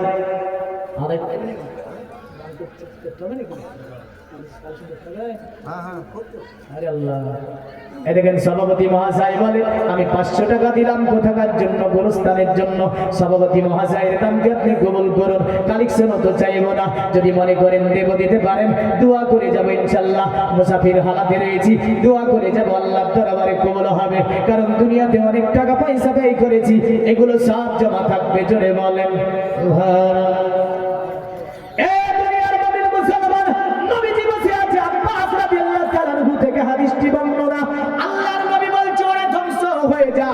যারা নিজের মা বাবাকে গালি দিল, আল্লাহর নবী সাল্লাল্লাহু আলাইহি ওয়াসাল্লামের সম্মুখে সঙ্গে সঙ্গে আপনার একজন ব্যক্তি দাঁড়িয়ে গেল। নবীরে বলে, ইয়া রাসূলুল্লাহ, ওকে যে নিজের মা বাবাকে গালি দেয়, এটা তো হতে পারে না। বলেন, কেউ মা বাবাকে গালি দেয়? আছে? আছে? ছি ছি ছি ছি ছি ছি। হ্যাঁ, এই কারণে বলে গরিবের টাকা হলে বাপকে বলে শালা। হ্যাঁ, যে গরিবের টাকা হলে বাপকে বলে সালা, হ্যাঁ? আর আল্লাহ বলছে তুই একবার হ্যাঁ? মনে রাখবে রাসূলুল্লাহর সাহাবী বলছে এই জায়গায়, ওগো নবীজি মা বাবাকে কি কেউ গালি দেয়? সাহাবী তাজ্জুব হয়ে বলছে মা বাবাকে কি কেউ গালি দেয়? নবী বললেন হ্যাঁ। সাহাবী বলছে না ইয়া রাসূলুল্লাহ এটা হতে পারে না। সাহাবীদের কি জীবন দেখে, বিশ্বাসই করছে না মা বাবাকে গালি দেয়। আল্লাহর নবী বললেন সাহাবী যদি মা বাবাকে গালি কেউ যদি তুমি না দেয়, মনে করো যদি অন্যের মাকে বা অন্যের বাবাকে তো যদি অন্য কেউ গালি দেয়, যেমন আপনি আমার মা বাবাকে বা আপনার মা বাবাকে আমি গালি দিলাম, আল্লাহর নবী বললেন ওর মা বাবাকে গালি দিল না, ও যেন নিজের মা বাবাকে গালি দিল। তা আমরা অন্যের মাকে গালি দেয় না, দেয় না? আল্লাহর নবী আবু দাউদে বলছে যে অন্যের মাকে গালি দিল ও নিজের মাকে গালি দিল, যে অন্যের বাবাকে গালি দিল ও নিজের বাবাকে গালি দিল। এমন মানুষ বেঁচে থেকে কোনো লাভ আছে? তাহলে এগুলো আমাদেরকে জানা দরকার আছে না নাই? দরকার আছে। এগুলো বলছে অনেকে রেগে যাচ্ছে, বুঝতে পারছি আমি যে মৌলবীটার কাজ পাইনি কি বলে। সেদিন একটা জলসাতে ছিলাম, তো জলসাতে বললাম সুদের বিষয় একটু ধরে বলেছিলাম, তো নেমে গেলাম যখন পাশে একজন গিয়ে বলছে তাহলে বাসটা আমাকেই দিলেন। আমি বললাম বাসটা আপনাকে দিলাম মানে? ও কিন্তু সোনার ব্যবসা করে, আমি তো জানি না, আমি কি জেনে বসে আছি? হ্যাঁ, এমন হয়তো অনেকেই ভাবছে যে মুরগিটা কাজ পায় না। দেখ এই মা বাবা হ্যাঁ, পৃথিবীতে পিতা মাতা ছাড়া কেউ আল্লাহর জান্নাতে যেতে পারবে? নামাজ জান্নাতে যেতে পারবে না, রোজা পারবে না, হজ পারবে না, যাকাত পারবে না, কিন্তু রাসূলুল্লাহ বলছেন শোনো, তোমার মা যদি তোমার জন্য আল্লাহর রাহে একটু দোয়া করে দেয়, আল্লাহ তোমাকে জান্নাত দেবে। সুবহানাল্লাহ। আলে হাদিস আপনার না রাসূলের? রাসূলুল্লাহর হাদিস শরীফ বর্ণনা হয়েছে, বুখারী শরীফের শেষ খণ্ডে হাদিসটি বর্ণনা হচ্ছে। একজন ব্যক্তি নামাজ পড়ছে, তাহাজ্জুদের নামাজ। কিসের নামাজ? তাহাজ্জুদের নামাজ। মা জননী ডাক দেয়, মায়ের ডাক কানে আসছে, তিনি ভাবছেন আমি তো নামাজে দাঁড়িয়েছি, আমার মা আমাকে ডেকেছে, গো আল্লাহ আমি এখন কি করব? মা বাবার ডাক দেয়, এ জুরাইদ, এনার নাম ছিল জুরাইদ। জুরাইদ সাড়া দিতে পারে না, মা বাবার ডাক দেয় জুরাইদ সাড়া দিতে পারে না। জুরাইদ যখন সাড়া দিল না, কারণ জুরাইদ নামাজের মধ্যে ছিল, জুরাইদ রাহমাতুল্লাহ আলাইহি নামাজ পড়ছিলেন, আর মা এই দিকে সাড়া দেয়। মা আল্লাহর কাছে হাত তুলে বলল, আল্লাহ দুনিয়ার জমিনে আমার ছেলে জুরাইদকে 3 বার ডাকলাম, আল্লাহ আমার ছেলে যেহেতু সাড়া দিল না, আল্লাহ আমার ছেলে জুরাইদ যতদিন অপমান না হবে, আল্লাহ জুরাইদের তুমি মৃত্যু দিও না। আমার আল্লাহর দরবারে কারেন্টের মতো দোয়া কবুল হয়ে গেল। আমার মতো মাওলানা এসেছেন, দোয়া করব জানি না কবুল হবে কিনা, আর একটা মাওলানা এসেছেন জানি না কবুল হবে কিনা, আরো আপনারা অনেক মাওলানা এনে দোয়া করে নেন, জানি না কবুল হবে কিনা, ইমাম সাহেব দোয়া করে জানি না কবুল হবে কিনা। তবে খোদার কসমে পৃথিবীর ছেলেরা, তোমার মা যদি তোমার জন্য দোয়া করে দেয়, আল্লাহর নবী গ্যারান্টি দিয়েছেন ওই দোয়া আল্লাহর দরবারে কবুল হয়ে যাবে। নবী বলেছে তোমার বাবা যদি দোয়া করে দেয়, গ্যারান্টি দিলেন নবীজি যে তোমার বাবার দোয়া অবশ্যই আল্লাহর দরবারে কবুল হয়ে যাবে। কিন্তু আমরা দেখা যায় জান্নাত আমাদের বাড়িতে, আর জান্নাত খুঁজতে দুনিয়াকে হয়রান করে ফেললাম, পেরেশান হয়ে গেলাম। কারণ বলেছিল না তোমার একটা বগলে কাঁচি রেখে বর্ধমান থেকে ঘুরেছে আমাদের মুর্শিদাবাদে একটা কথা বলে, মানে কাঁচিটাকে ধরে আসে বলে ধান কাটতে গিয়ে বললেন, হ্যাঁ কাঁচিয়া যাকে বলছে যা দিয়ে ধান কাটা হয়, ও কাঁচিয়া এভাবে ধরেছে, কাঁচিয়া ধরে ও ধান কাটতে গিয়ে ভুয়ে বুঝলেন ধান খুঁজে কাঁচিয়া পাচ্ছে না, কি দিয়ে কাটবে, শেষে ঘুরে আসলো, ঘরে খুঁজলো নাই, বলে তাহলে বাড়িতে ফেলে রেখেছি, চ মুর্শিদাবাদ যাই। ওখান থেকে মুর্শিদাবাদ আছে, মুর্শিদাবাদ এসে স্ত্রীকে জিজ্ঞাসা করে, এই আমি যে গেলাম কোথায় বর্ধমান কাজে, তো কাঁচিয়াটা দিসনি তু? তোর স্ত্রী বলে কই কাঁচিয়া তো তোমার বগলে আছে। তো দেখে দেখ কাচিয়া বগলে আছে, তো বগলে কাচিয়া রেখে গোটা দুনিয়া খুঁজলে পাবে? জান্নাত বাড়িতে আছে, অন্য জায়গায় খুঁজে পাওয়া যাবে। নবী বললেন, শোনো, তোমরা মা বাবার খিদমত করো, জান্নাত পাবে। এই জুরাইদ ছিল মস্ত বড় আল্লাহর ওলি। জুরাইদ রাহমাতুল্লাহর জন্য বদদোয়া হয়েছিল, আমার আল্লাহর দরবারে কবুল হয়ে গেছে। একদিন, 2 দিন, 3 দিন, 4 দিন চলে যায়, 1 মাস, 2 মাস, 3 মাস, 4 মাস চলে যায়। জুরাইদ রাহমাতুল্লাহর চতুর্দিকে নামগান, মানুষ ভয় করলে তার কাছে আছে, বাচ্চাকে ফুক দিয়ে দেয়, চুপে যায়, দোয়া করে কবুল হয়ে যায়। এমন করে যে কাজের জন্য আছে জুরাইদের কাছে, সেই কাজ যেন অতি তাড়াতাড়ি কবুল মঞ্জুর হয়ে যায়। আল্লাহর ওলি জুরাইদ পৃথিবীর জমিনে এত সুনাম কামিয়েছে, কিন্তু আমার আল্লাহ পাকের দরবারে তার মা একটা বদদোয়া করে দিয়েছিল, ওই বদদোয়া কিন্তু কবুল হয়ে আছে। বললেন, একদিন জুরাইদ রাহমাতুল্লাহ আলাইহি ঘরের মধ্যে তিনি ইবাদতময় মাশগুল আছেন। ইতিমধ্যে আপনার একজন পরমা সুন্দরী মহিলা অশ্লীল পোশাক পরিধান করে জুরাইদের ঘরের মধ্যে ঢুকে গেল। জুরাইদের সম্মুখে বসলো, প্রেমবিনিময় করলো, বারবার তাকে আকৃষ্ট করার চেষ্টা করলো। জুরাইদ বলে, শয়তান মহিলা, তুই আমার ঘর থেকে বেরিয়ে যা, কারণ আমি তোর দিকে তাকাতে পারবো না। আমি জুরাইদ, আমার জীবনের আমল নষ্ট হয়ে যাবে, আমার জীবনের আমল বাদ হয়ে যাবে। এ শয়তান মহিলা, আমার ঘর থেকে তুই বেরিয়ে যা। ওই মহিলাটা বারবার তাকে আপনার চাইলো, কিন্তু আল্লাহর ওলি জুরাইদ রাহমাতুল্লাহ আলাইহি নিজেকে কন্ট্রোল করলেন, আল্লাহর কাছে পানাহা চাইলেন। আমার আল্লাহ তাকে পানাহা দান করলো। এই দুনিয়ার মুমিন মুসলমান, এই মহিলাটা তো ঘর থেকে বেরিয়ে গেল। জুরাইদ রাহমাতুল্লাহ আলাইহির বাড়ির সম্মুখে, গেটের সম্মুখে একটা পুরো ঘর, এই ঘরে একটা গোলাম বসবাস করত। এই মহিলাটা ওই ঘরে প্রবেশ করলো, আপনার ওই গোলামের সঙ্গে জেনা করে ফেললো, জেনা করে ফেললো, আপনার বেরিয়ে গেল, পেটে বাচ্চা এসে গেল। 1, 2, 3, 4 করতে করতে আস্তে আস্তে আগেকার জামানাতে আপনার মানুষ যে এগুলোকে নষ্ট করে দেবে এমন কোনো প্রক্রিয়া বিজ্ঞানের ছিল না। আপনার কি হলো, আস্তে আস্তে আস্তে আস্তে মানুষ জানাজানি হতে লাগলো। মহিলাকে দেখে জিজ্ঞাসা করলো, এই মহিলা, কি ব্যাপার, দুনিয়াতে তোর বিবাহ হলো না, অথচ তোর পেটে বাচ্চা কেমন করে আসলো? সুবহানাল্লাহ। কি নাম? সুবহানাল্লাহ। দেখেন, ওমর আলী 500 টাকা দান করেছে আল্লাহ, ওমর আলীর দানকে কবুল ও মঞ্জুর করুন। আর একজন 100 টাকা দান করেছে আল্লাহ, এই দানকে আল্লাহ আপনি কবুল ও মঞ্জুর করুন। যা চাই যে নিয়াত করে দান করেছে, উদ্দেশ্যকে আল্লাহ আপনি পূর্ণ করুন। আত্মীয় স্বজন যারা অন্ধকার করে, তাদের কবরগুলোকে কুশাদা মানোয়ার করে জান্নাতের টুকরা বানিয়ে দিন। সকলে বলুন, এই জোরে বলেন আল্লাহু আমিন, বলেন না গো। এই দেখেন আরেকজন, নারায়ে তাকবীর। আচ্ছা আচ্ছা, সুবহানাল্লাহ সুবহানাল্লাহ। এই নারায়ে তাকবীরের ধ্বনি যদি এমন হয়, কি করে হবে? এমনি তো আমি বলতে কষ্ট পাচ্ছি, বললাম না গাড়ি থেকে নেমে বসতে পারি, আবার আপনাদের এখানে চড়েছি, আবার যাবো যেতে যেতে মুর্শিদাবাদ পৌঁছাতে সকাল। আমি বর্ধমান থেকে সকালই পৌঁছালাম বাড়ি, 1টা সময় ছেড়েছি, আবার এখান থেকে যাবো বাড়ি পৌঁছাবো, এখান থেকে চলে যাবো আগামীকাল পাহাড়পুর মাদ্রাসা, ওখানেও দাওয়া বলে আদায়। তো যাই হোক, এদিকে 500 টাকা, 500 টাকা। ছোট্ট ছেলে আল্লাহ বলে চলেছে, 500 টাকা দিয়েছে।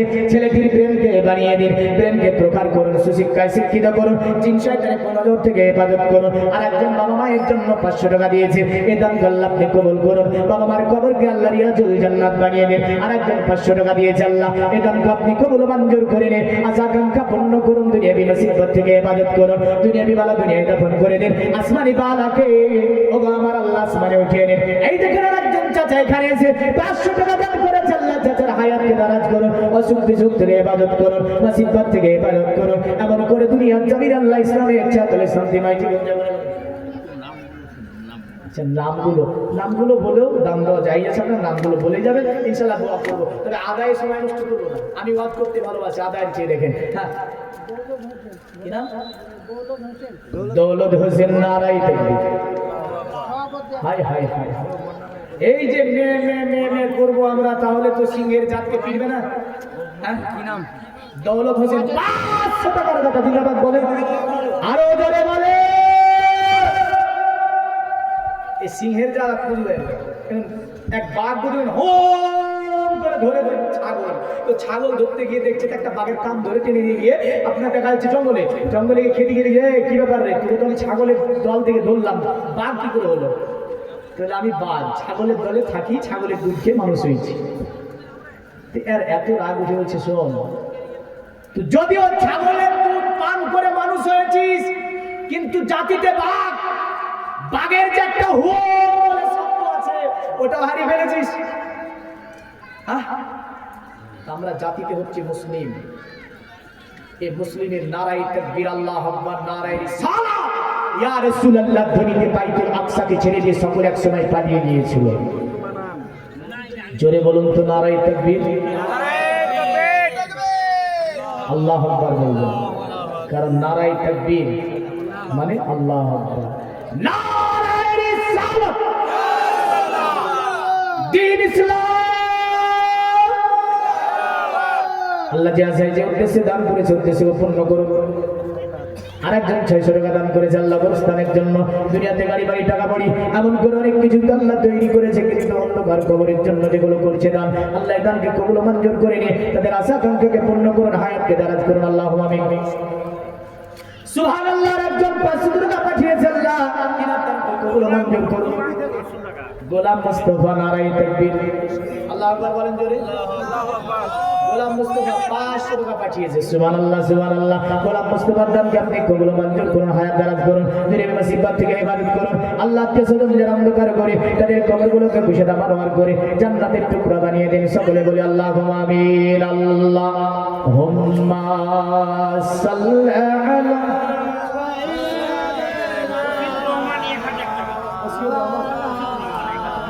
ওয়ালা আলিহি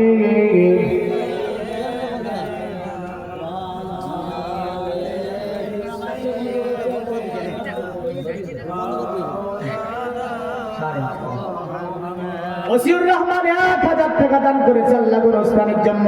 ওসিউর রহমানের দানকে আপনি কবুল মঞ্জুর করে নিয়ে আল্লাহ ওসিউর রহমানের আশা আকাঙ্ক্ষাকে আপনি পূর্ণ করুন, সকলে বলুন। পৃথিবীর মমিন মুসলমান জুরাইদের ঘর থেকে বেরিয়ে গিয়ে মহিলা যেটা করে ফেলেছে, লোকেরা জিজ্ঞাসা করলো কি ব্যাপার, তোর গর্ভে বাচ্চা? ওই মহিলা বলল, যাকে তোমরা ওলি মানো, যাকে আল্লাহওয়ালা বলো, ওর ঘরে আমি একদিন গিয়েছিলাম, আমাকে দেখে থাকতে না পেরে আমার সঙ্গে জুরাইদ জেনা করেছে। তো বলেন লোকেরা ছেড়বে? লাঠি সোটা নিয়ে বললেন একদম দৌড়াচ্ছে, বলে পিটিয়ে চামড়া বিনিয়ে দেবো, কারণ নারীদের ফাঁদ হচ্ছে খুব কঠিন, না? ইচ্ছা যদি করে আপনাকে পিটিয়ে দেবে, যে কোনো সময় পিটাতে পারে না, পিটিয়ে দেবে। বাজারে চলতে চলতে একবার যদি বলে দেয় এ আমার গায়ে হাত দিয়েছিল, আর কিছু লাগবে না, ও চিনুক চায় না চিনুক, হ্যাঁ এমন পিটাবে। তাই বলবো নারীদের সংস্পর্শ থেকে দূরে থাকতে হবে। হ্যাঁ মৌলানা কি বলে রে? হ্যাঁ কারণ এখন তো সব জোড়া জোড়া, কি জোড়া জোড়া, কারণ হচ্ছে বাপ মাকে আর মানে না, বিয়ে করেছে ছেলে, বাপে জানি না। বাপ ভাবছে লালন পালন করলাম, ছোট থেকে বড় করলাম, পোশাক আশাক দিলাম, অন্তর চেয়েছিল একদিন বিরিয়ানি খাবো, ছেলের তোরে পড়াতে গিয়ে পারি নাই। আরে ছেলে বলে বাবা তুমি কতই কষ্ট করে আমার লালন পালন করো না কেন, বিয়ের সময় তুমি বাদ। বলছে বিয়ের সময় তুমি বাদ, আমি ঠিক দেখে নেব। হ্যাঁ তো বোঝা গেল এই ছেলেটা জাহান্নামী। क्या हो रहा है? नारे रिसालत, नारे रिसालत, बोलो कालवी साहेब, बोलो ना बोलो कालवी साहेब, प्रधान डॉक्टर आगम जिंदाबाद, प्रधान डॉक्टर आगम नारे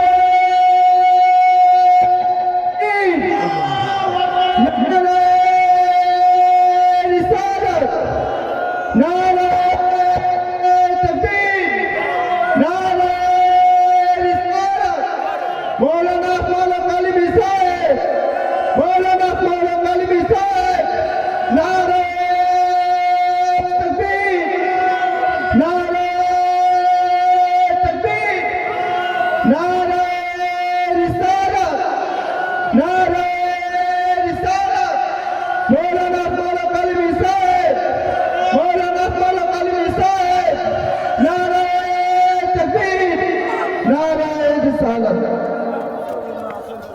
সুবহানাল্লাহ সুবহানাল্লাহ আলহামদুলিল্লাহ।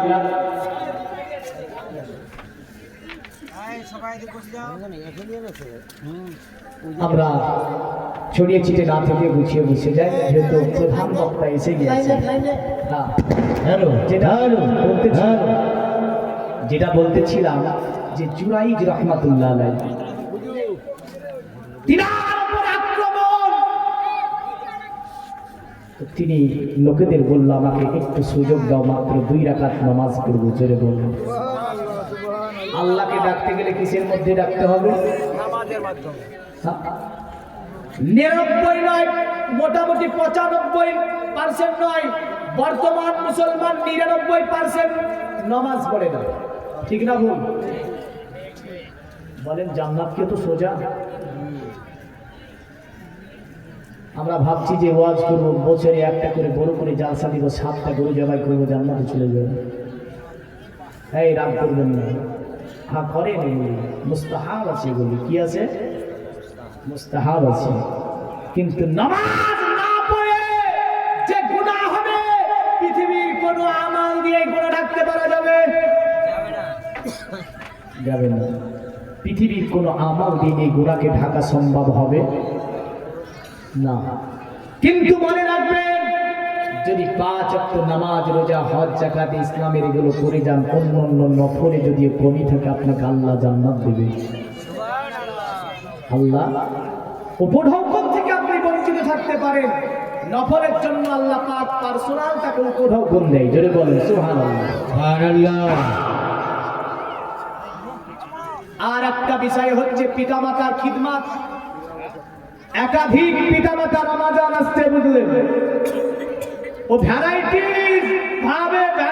একদম ইফতারি নিয়ে বসে আছে, আর বুড়ো মা বুড়ো বাবাটা দেখা যাচ্ছে শুকনো মুড়ি দিয়ে ইফতারি করবে। এই ছেলেটার রোজা হবে কিনা আমি জানি। হ্যাঁ, কি নাম? অম্বু সরকার। 1000 টাকা। নারায়ে তাকবীর। আল্লাহ যে আসা উদ্দেশ্য করে 1000 টাকা গোরস্থানকে করেছে, দান উদ্দেশ্য পূর্ণ করুন, সকলে বলুন আল্লাহুম্মা আমিন। এই দুনিয়ার মমিন মুসলমান, জুরাইদ বলেছিল তার উপরে যখন তারা আক্রমণ শুরু করলো, জুরাইদ বলেছিল 2 রাকাত নামাজের সময় দাও। তিনি নামাজে দাঁড়িয়ে আল্লাহকে বলেছিল, আল্লাহ দুনিয়াতে এমন কি গুনাহ করেছি যে এমন প্রতি এমন করে অত্যাচার এনেছো? আমার আল্লাহ ইলহাম করে বলে, এ জুরাইদ, ওই দিনের কথাটা স্মরণ করো যেই দিন তোমার মা তোমাকে 3 বার ডাক দিয়েছিল, তুমি মায়ের ডাকে সাড়া দিতে পারোনি। আল্লাহকে জুরাইদ বলল, আল্লাহ সেই দিন তো আমি নামাজ পড়ছিলাম গো আল্লাহ, কারণ মায়ের ডাকে আমি সাড়া দিতে পেরেছিলাম না। আমার আল্লাহ জুরাইদকে বলে, হে জুরাইদ, সেই দিন তোমার মা আমার দরবারে তোমার মা একটু বদদোয়া করে দিয়েছিল, আর আমি আল্লাহ মায়ের দোয়াকে ফিরাতে পারি না। জোরে বলেন সুবহানাল্লাহ। আল্লাহর কাছে বারবার কাকুতি মিনতি করলো, আমার আল্লাহ পাকটা থেকে তাকে রেহাই করলো, কারণ আমার আল্লাহ বলে, কুলিল্লাহুম্মা মালিকাল মুলকি তুতিল মুলকা মান তাশাউ ওয়া তানজিউল মুলকা মিম্মান তাশাউ ওয়া তুইজ্জু মান তাশাউ ওয়া তুজিল্লু মান তাশাউ বিয়াদিকাল খায়র ইন্নাকা আলা কুল্লি শাইইন কাদির। এই সমগ্র সাম্রাজ্যের মালিক হচ্ছেন আমার আল্লাহ। যাকে তিনি ইচ্ছা করে সাম্রাজ্য দান করেন, যাকে তিনি ইচ্ছা করেন, যার কাছ থেকে ইচ্ছা করেন সাম্রাজ্যকে ছিনিয়ে নেন, যাকে তিনি ইচ্ছা করেন মালদার বানিয়ে দেন, যাকে তিনি ইচ্ছা করেন মালদার থেকে ফকির বানিয়ে দেন, আবার ফকির থেকে মালদার বানিয়ে দেন। আমার আল্লাহ বলছে, তুইজ্জু মান তাশা, আমি আল্লাহ যাকে ইচ্ছা করি সম্মান দান করি, ওয়াতুজিল্লু মান তাশা, আর আমি আল্লাহ যাকে ইচ্ছা করি অপমানিত করে দিই। বিয়াদিকাল খায়র, সমস্ত কল্যাণ আমার আল্লাহর তরফ থেকে। ইন্নাকা আলা কুল্লি শাইইন কাদির। আল্লাহ সমস্ত শক্তির উপরে ক্ষমতাবান। জোরে বলেন সুবহানাল্লাহ। দুনিয়ার মুমিন মুসলমান, রিকোয়েস্ট করি বলে যাবা, দুনিয়ার জমিনে কখনোই বাবা মার অবাধ্য হবেন না। রাসূলুল্লাহ বারবার বলেছেন, যারা বাবা মার অবাধ্য সন্তান, এমন করে যারা আপনার নিজের চাচা থেকে নিয়ে নিজের আত্মীয় স্বজনকে ছিন্ন করে, রাসূলের একটা হাদিসে এইরকম ভাবে রয়েছে। আল্লাহর নবী বললেন, শোনো, দুনিয়ার জমিনে তারা নিজের ভাইয়ের মৃত গোশত ভক্ষণ করে। সাহাবীরা তাজ্জুব হয়ে বলল, ইয়া রাসূলুল্লাহ, এটা কেমন করে হতে পারে যে নিজের ভাইয়ের মরে গেছে ওই গোশত কি করে আরেকজন ভক্ষণ ভক্ষণ করতে পারে। নবী বললেন এমনও মানুষ দুনিয়ার জমিনে আছে যারা নিজের ভাইয়ের মৃত ভাইয়ের গোশতকে ভক্ষণ করে। সাহাবীরা তাজ্জুব হয়ে গিয়ে বলছে গো নবীজি ওরা কারা?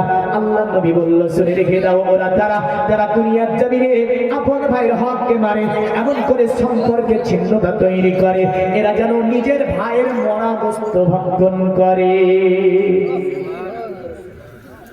এ মুসলমান, নবীকে চিনুন, নবীকে মানুন, নবীকে জানুন, নবীর উপদেশ আপনি জীবনে বাস্তবায়ন করেন, দুটি জগৎ কল্যাণ হবে। এই কারণে কোরআন বলছে কুল ইন কুনতুম তুহিব্বুনাল্লাহ ফাত্তাবিউনি ইউহিব্বুকুমুল্লাহ ওয়া ইয়াগফির লাকুম যুনুবাকুম আল্লাহু গফুরুর রহিম। আমার আল্লাহ বলছে অতএব আমি আল্লাহ আমাকে যারা পেতে চাই, আমার সান্নিধ্য লাভ করতে চাই, আমি আল্লাহ আমার সঙ্গে প্রেম প্রীতি ভালোবাসা মহব্বত করতে চাই, তারা যেন ফাত্তাবিউনি নবী আপনার সঙ্গে আপনার ইত্তেবা করে। যদি তারা আপনার ইত্তেবা করে নিতে পারে, আপনার অনুকরণ করে নিতে পারে, আমি আল্লাহ কথা দিলাম কুমুল্লাহ, আমি আল্লাহ আমাকে পেয়ে যাবে। আর আমাকে যদি পেয়ে যায়, তার জীবনের সব গুনাহগুলিকে আমার আল্লাহ মাফ করে দেবে। জোরে বলেন সুবহানাল্লাহ। সালাতাম ধর্মে অথর্ব বেদে বলেছি জগৎপতি ওসিরা সাধু রমান নামাজটি সবার যে গুণা নিবিতম চিরোরান্না সোনা কোরআন হইনা প্রতি মুক্তি নিত্যলিঙ্গ চতুর্দশান কোটি সৌনিয়ন সাথী অথো সংগমিষ্ণন্তি মানসি বিশদানিবে বসুদি বাংলারা গাতি পুণ্যগন্ধানি স্পৃশম পরজন পদানম্বে হাদিস কিরা সোজা বলল শুনে রেখে দে, দুনিয়ার জমিনে এমন একজন মহান মানব হবে যিনি, তার মধ্যে তিনি সর্বমানব বিশ্ব মানব হবেন তিনি, মানে তার সঙ্গে আর কারো তুলনা করা হবে না। তিনি অন্য কেউ নয় গো, তিনি হচ্ছে অতএব অবতার কলির কলকি। এই অবতার কলির কলকি বলতে কে? তিনি হচ্ছে সুমতির ছেলে। আপনার ওই যে নাম হচ্ছে তার নারাসান, আর তার বাবার নাম হচ্ছে বিষ্ণুদাস। বল্লা তিনি বিশ্ব মানব হবে, আমার নবী বিশ্ব মানব, আমার নবীর সঙ্গে কারো তুলনা হয় না। এই জোরে বলবেন সুবহানাল্লাহ। আরে মেরা আকা বেমিসাল, মেরা মৌলা বেমিসাল, জানে কাবা বেমিসাল, জানে তৈবা বেমিসাল। বুঝা যাচ্ছে? বুঝা গেলে পড়বো।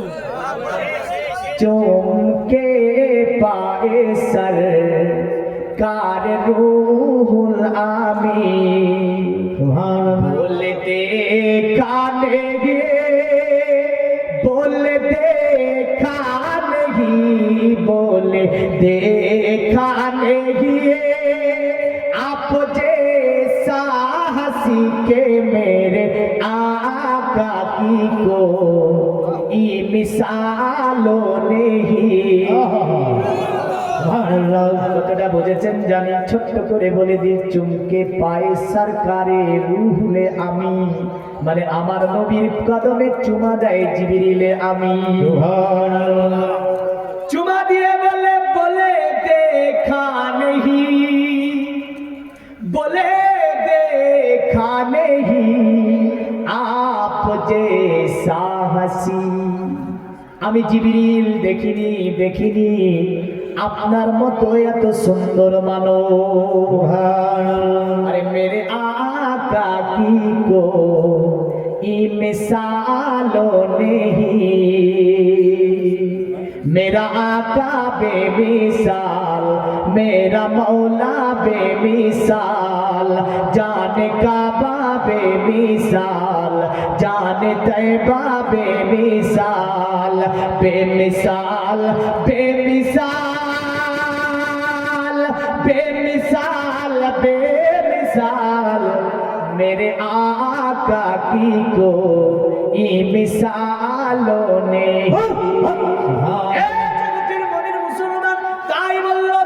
বিশ্ব মানব হবে, আর তিনার সঙ্গে অন্য কোন মানবের তুলনা হবে না। বলল শুনে রেখে দে, শুধু তা নয় রে, বলে আরো কি হবে? বলে তিনি হবে এমন একটা মানব যে অসবমাসু গবারিহে দেব দত্তং জগৎপতি মসিনা সাধুদামান নমস্তে সবার যে গুণা নিবিতাম।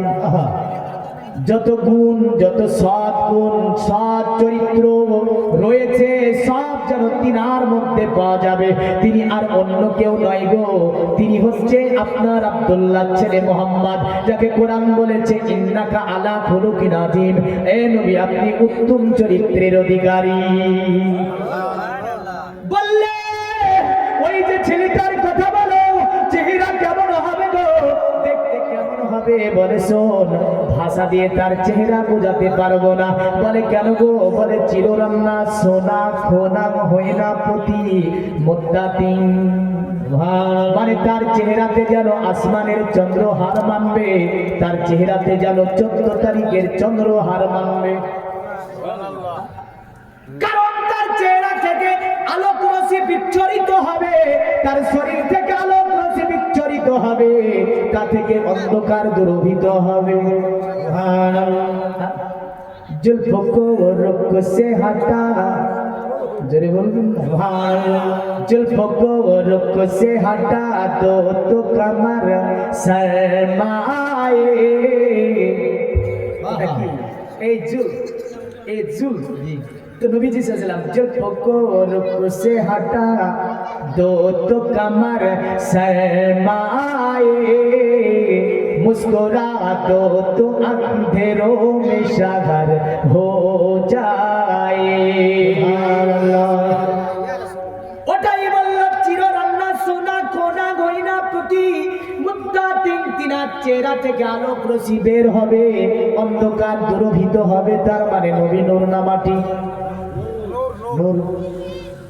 এই কোথা থেকে যে আসলো এসে বলে নবী মাটি, কেউ রাগ করবেন না। তোর মাটির ব্যবসা বন্ধ, মনে রাখবে। হাদিস নবীকে নূর বলেছে, কোরআন নবীকে নূর বলেছে, বেদ নবীকে নূর বলেছে, বাইবেল নবীকে নূর বলেছে, জামলে বাস্তা নবীকে নূর বলেছে, রবীন্দ্রনাথ ঠাকুর নবীকে নূর বলেছে, এমন করে কাজী নজরুল ইসলাম নবীকে নূর বলেছে। শ্রী অরবিন্দ ঘোষ আমিকে নিয়ে গবেষণা করতে গেল, একজন হিন্দু লেখক তিনি আমার নবীকে নিয়ে গবেষণা করতে লাগলো। শেষ পর্যন্ত তিনি বললেন তিনি নূরের নবী, যিনি আব্দুল্লাহ ছেলে মা আমিনার সন্তান। আল্লাহ তাকে লাইট করে দুনিয়ায় পাঠিয়েছিল। বিশ্বের মানব শুধু তাই নয়, দুনিয়ার জমিনে আপনার এই যে মার্কিন যুক্তরাষ্ট্রের একজন বিখ্যাত বিজ্ঞানী, যিনি আপনার নিরামিষ্টান, তিনি আমার নবীকে নিয়ে গবেষণা করতে গিয়ে আমার নবীকে মাটি বলতে পারলো না। আমেরিকাতে সেমিনার হলো নূরকে নিয়ে, লাইটকে নিয়ে, গবেষণাকে নিয়ে। বলল শুনে রেখে দাও, কারণ বিজ্ঞানের গবেষণা বিদ্যুৎ আর লাইট ছাড়া হয় না। বিদ্যুৎ আর লাইট ছাড়া বিজ্ঞানের গবেষণা হয় না। বিজ্ঞানের তীক্ষ্ণ লাইট কি? এই সবচেয়ে জোরে যেতে পারে কি জিনিস বলেন তো? পারেন না? অনেক জেনারেল শিক্ষিত ছেলেপেলেরা আছে, ওরা তো বলে দেওয়ার দরকার। সবচেয়ে জোরে চলতে পারে লাইট। এক সেকেন্ডের মধ্যে 1,86,000 বর্গ মাইল যে চলে যেতে পারে, তার নাম হচ্ছে বিদ্যুৎ বা লাইট। এত দ্রুত গতিতে বিজ্ঞানের কোন যন্ত্র চলতে পারে না। আপনাকে আমি বলবো যে 1 সেকেন্ডের মধ্যে 1,86,000 মাইল চলে যেতে পারে এমন একটা লাইটকে আমি এখন মারবো। এখানে এমন একটা পর্দাকে নির্মাণ করবো, এমন একটা পর্বতমালা রয়েছে যা পর্বতমালাকে ভেদ করে লাইট কিন্তু এই পারে যেতে পারবে না। বিজ্ঞান বলছে যে তীক্ষ্ণ লাইট আমরা তৈরি করবো। আপনার তারা সূর্যের লাইট কিনে গবেষণা করলো, যদিও সূর্যের লাইট নিয়ে বিভিন্ন আলোচনা রয়েছে, ওই দিকে ঢুকবো না। এখন ছোট্ট করে একটাই কথা বলবো, বিজ্ঞান বললো শোনো, মানুষের শরীরকে ভেদ করে লাইট চলে যেতে পারবে। বলো ওটা কি? বলে যেমন করে বিজ্ঞানের এক্স রে, গামা রে, আপনার রন্টিজেন্স রে, কসমিক রে আছে না নাই? একদম আপনার শরীরকে ভেদ করে মধ্যখানে কি হয়েছে, নারী ভালো আছে কি নাই, নাকি বুকের হাড্ডি ফেটে গিয়েছে, বুকের হাড্ডিতে কি হয়েছে, বিজ্ঞানের এক্স-রে দেখিয়ে দেবে, কসমিক এক্স-রে দেখিয়ে দেবে, রন্টিজেন এক্স-রে আপনাকে দেখিয়ে দিতে পারবে। কিন্তু যদি আমি বলি শোন, বিজ্ঞানের লাইট আমার অন্তরের মধ্যে ওদের ঈমান আছে কি নাই, আমার অন্তর কালো নাকি ফারসা, একটু লাইট দিয়ে ছবি করে দেখা পারবে। বল্লা বিজ্ঞানীরা শোন, দুনিয়ার জমিনে সবকিছু আলো আমাদের লাইট যদিও করতে পারে, মানুষের অন্তরকে যে লাইট আলোকিত করতে পারে। তিনি হচ্ছে আব্দুল্লাহ ছেলে মুহাম্মাদের লাইট, এত তীক্ষ্ণ লাইট যে এমন জায়গাকে আলোকিত করতে পারে যেখানে বিজ্ঞানের আলো যেতে পারে না। নারে তাকবীর, নারে সালাত, আল কোরআনের আলো, ওলি আল্লাহ কা দামান, আলা হযরত কে দামান, আশরাফুল আউলিয়া কা দামান। এ দুনিয়ার নবীর মুসলমান আর বাড়াবো না, বক্তা এসে গিয়েছে যেহেতু, তবে একটা কথা আপনাকে বলে দিয়ে যাই, যেহেতু তারা বলেছে চিররত্না সোনা কোনা ময়না প্রতিমন্তা তিনে প্রলিঙ্গ 14 সান্তরিশন ইউনিভার্সিটি মতুতেসাম ভবিষ্যন্তি বালাংসি বিসদানি বেবাসু এবং রাগাতি পূর্ণগন্ধা নিষ্পিসম পরজন পদরামবে হাদিস গিলা সিসা। তারা বলল শুনে রেখে দে, তাকে যদি চিনতে অসুবিধা হয়, জানতে অসুবিধা হয়, মানতে যদি অসুবিধা হয়, দুনিয়ার জমিনে তোরা যদি ওদের তাকে পেয়ে যাস অত দেশান ভবিষ্যন্তি বালাংসি বিসদানি বে, মানে তার সঙ্গে স্পর্শে চলে যাবে, জীবনটা ধন্য হয়ে যাবে। বলে চিনতে অসুবিধা হবে না, বলে কেন গো বাসুদে বাংলা গাতি পূর্ণগন্ধা নিষ্পিসম পরজন পদরামবে হাদিস গিলা সুসা। এই কারণে চিনতে অসুবিধা হবে না। তিনি যে রাস্তা দিয়ে ভ্রমণ করে যাবে, ওই রাস্তাতে কয়েকদিন ধরে তিনার গায়ের ঘ্রাণ পাওয়া যাবে। তিনি আর অন্য কেউ নয় গো। হাদিস দেখলে বোঝা যায়। আর আনাস রাদিয়াল্লাহু তাআলা আনন্দ নবী সাল্লাল্লাহু আলাইহি সাল্লাম লাম আসলুকু তরিকান ফাবাদু ইল্লা ফাকাত সালাগু মিন তাইয়্যিবার কি। আনাস বলেছেন আমার নবী যে রাস্তা দিয়ে ভ্রমণ করত, কয়েকদিন ধরে নবীজির গায়ের ঘ্রাণ আমরা যেন পেয়ে যেতাম। জোরে বলেন সুবহানাল্লাহ। যদি আপনার মন্ত্রী শিশির শব্দ বলেছে পৌরজন পদরং বে হাদিস কিরাত সুসা, আর কোরআনের ভাষায় এইভাবে আছে ইন্না ফাতাহনা লাকুম ফাতহাম মুবিনা। এই নবী আপনার জীবনের উত্তমতম বিজয় হচ্ছে 630 খ্রিস্টাব্দের দিনটা। কারণ যেই দিন দলে দলে মানুষের আসার পরে আপনার হাতে হাত দেওয়ার পরে কলেমা পড়ে ইসলাম ধর্ম গ্রহণ করে নিয়েছিল, ওটাই হচ্ছে পৌরজন পদরাংবে হাদিস কিরাত সুসা। তারা বলল গ্রামগঞ্জে থেকে একদিন মানুষ দলে এসে ওই ব্যক্তির কাছে কলেমা পড়ে ইসলাম ধর্ম গ্রহণ করবে। তিনি হচ্ছে মুহাম্মাদুর রাসূলুল্লাহ সাল্লাল্লাহু আলাইহি ওয়াসাল্লাম। আল্লাহ পাকের নবীর সঙ্গে প্রেম প্রীতি ভালোবাসা মহব্বত রেখে দুনিয়ার জমিনে আমাদের সকলকে 5 ওয়াক্ত নামাজ পড়ার তৌফিক দান করে। আই জোরে বলেন আল্লাহু আমিন। নামাজ পড়বেন তো? দুইজন ব্যক্তি হাত তুলে বলেন তো 5 ওয়াক্ত না পড়লে 1 ওয়াক্ত পড়বো। বিয়ের সময়? আরে বাবা, বিয়ের সময় পড়লে দিয়েছে গো। হাজিরের দিনে 1000 টাকা দান করেছে আল্লাহ। হাজিরের দিনের দানকে আপনি কবুল করুন। আল্লাহ উদ্দেশ্য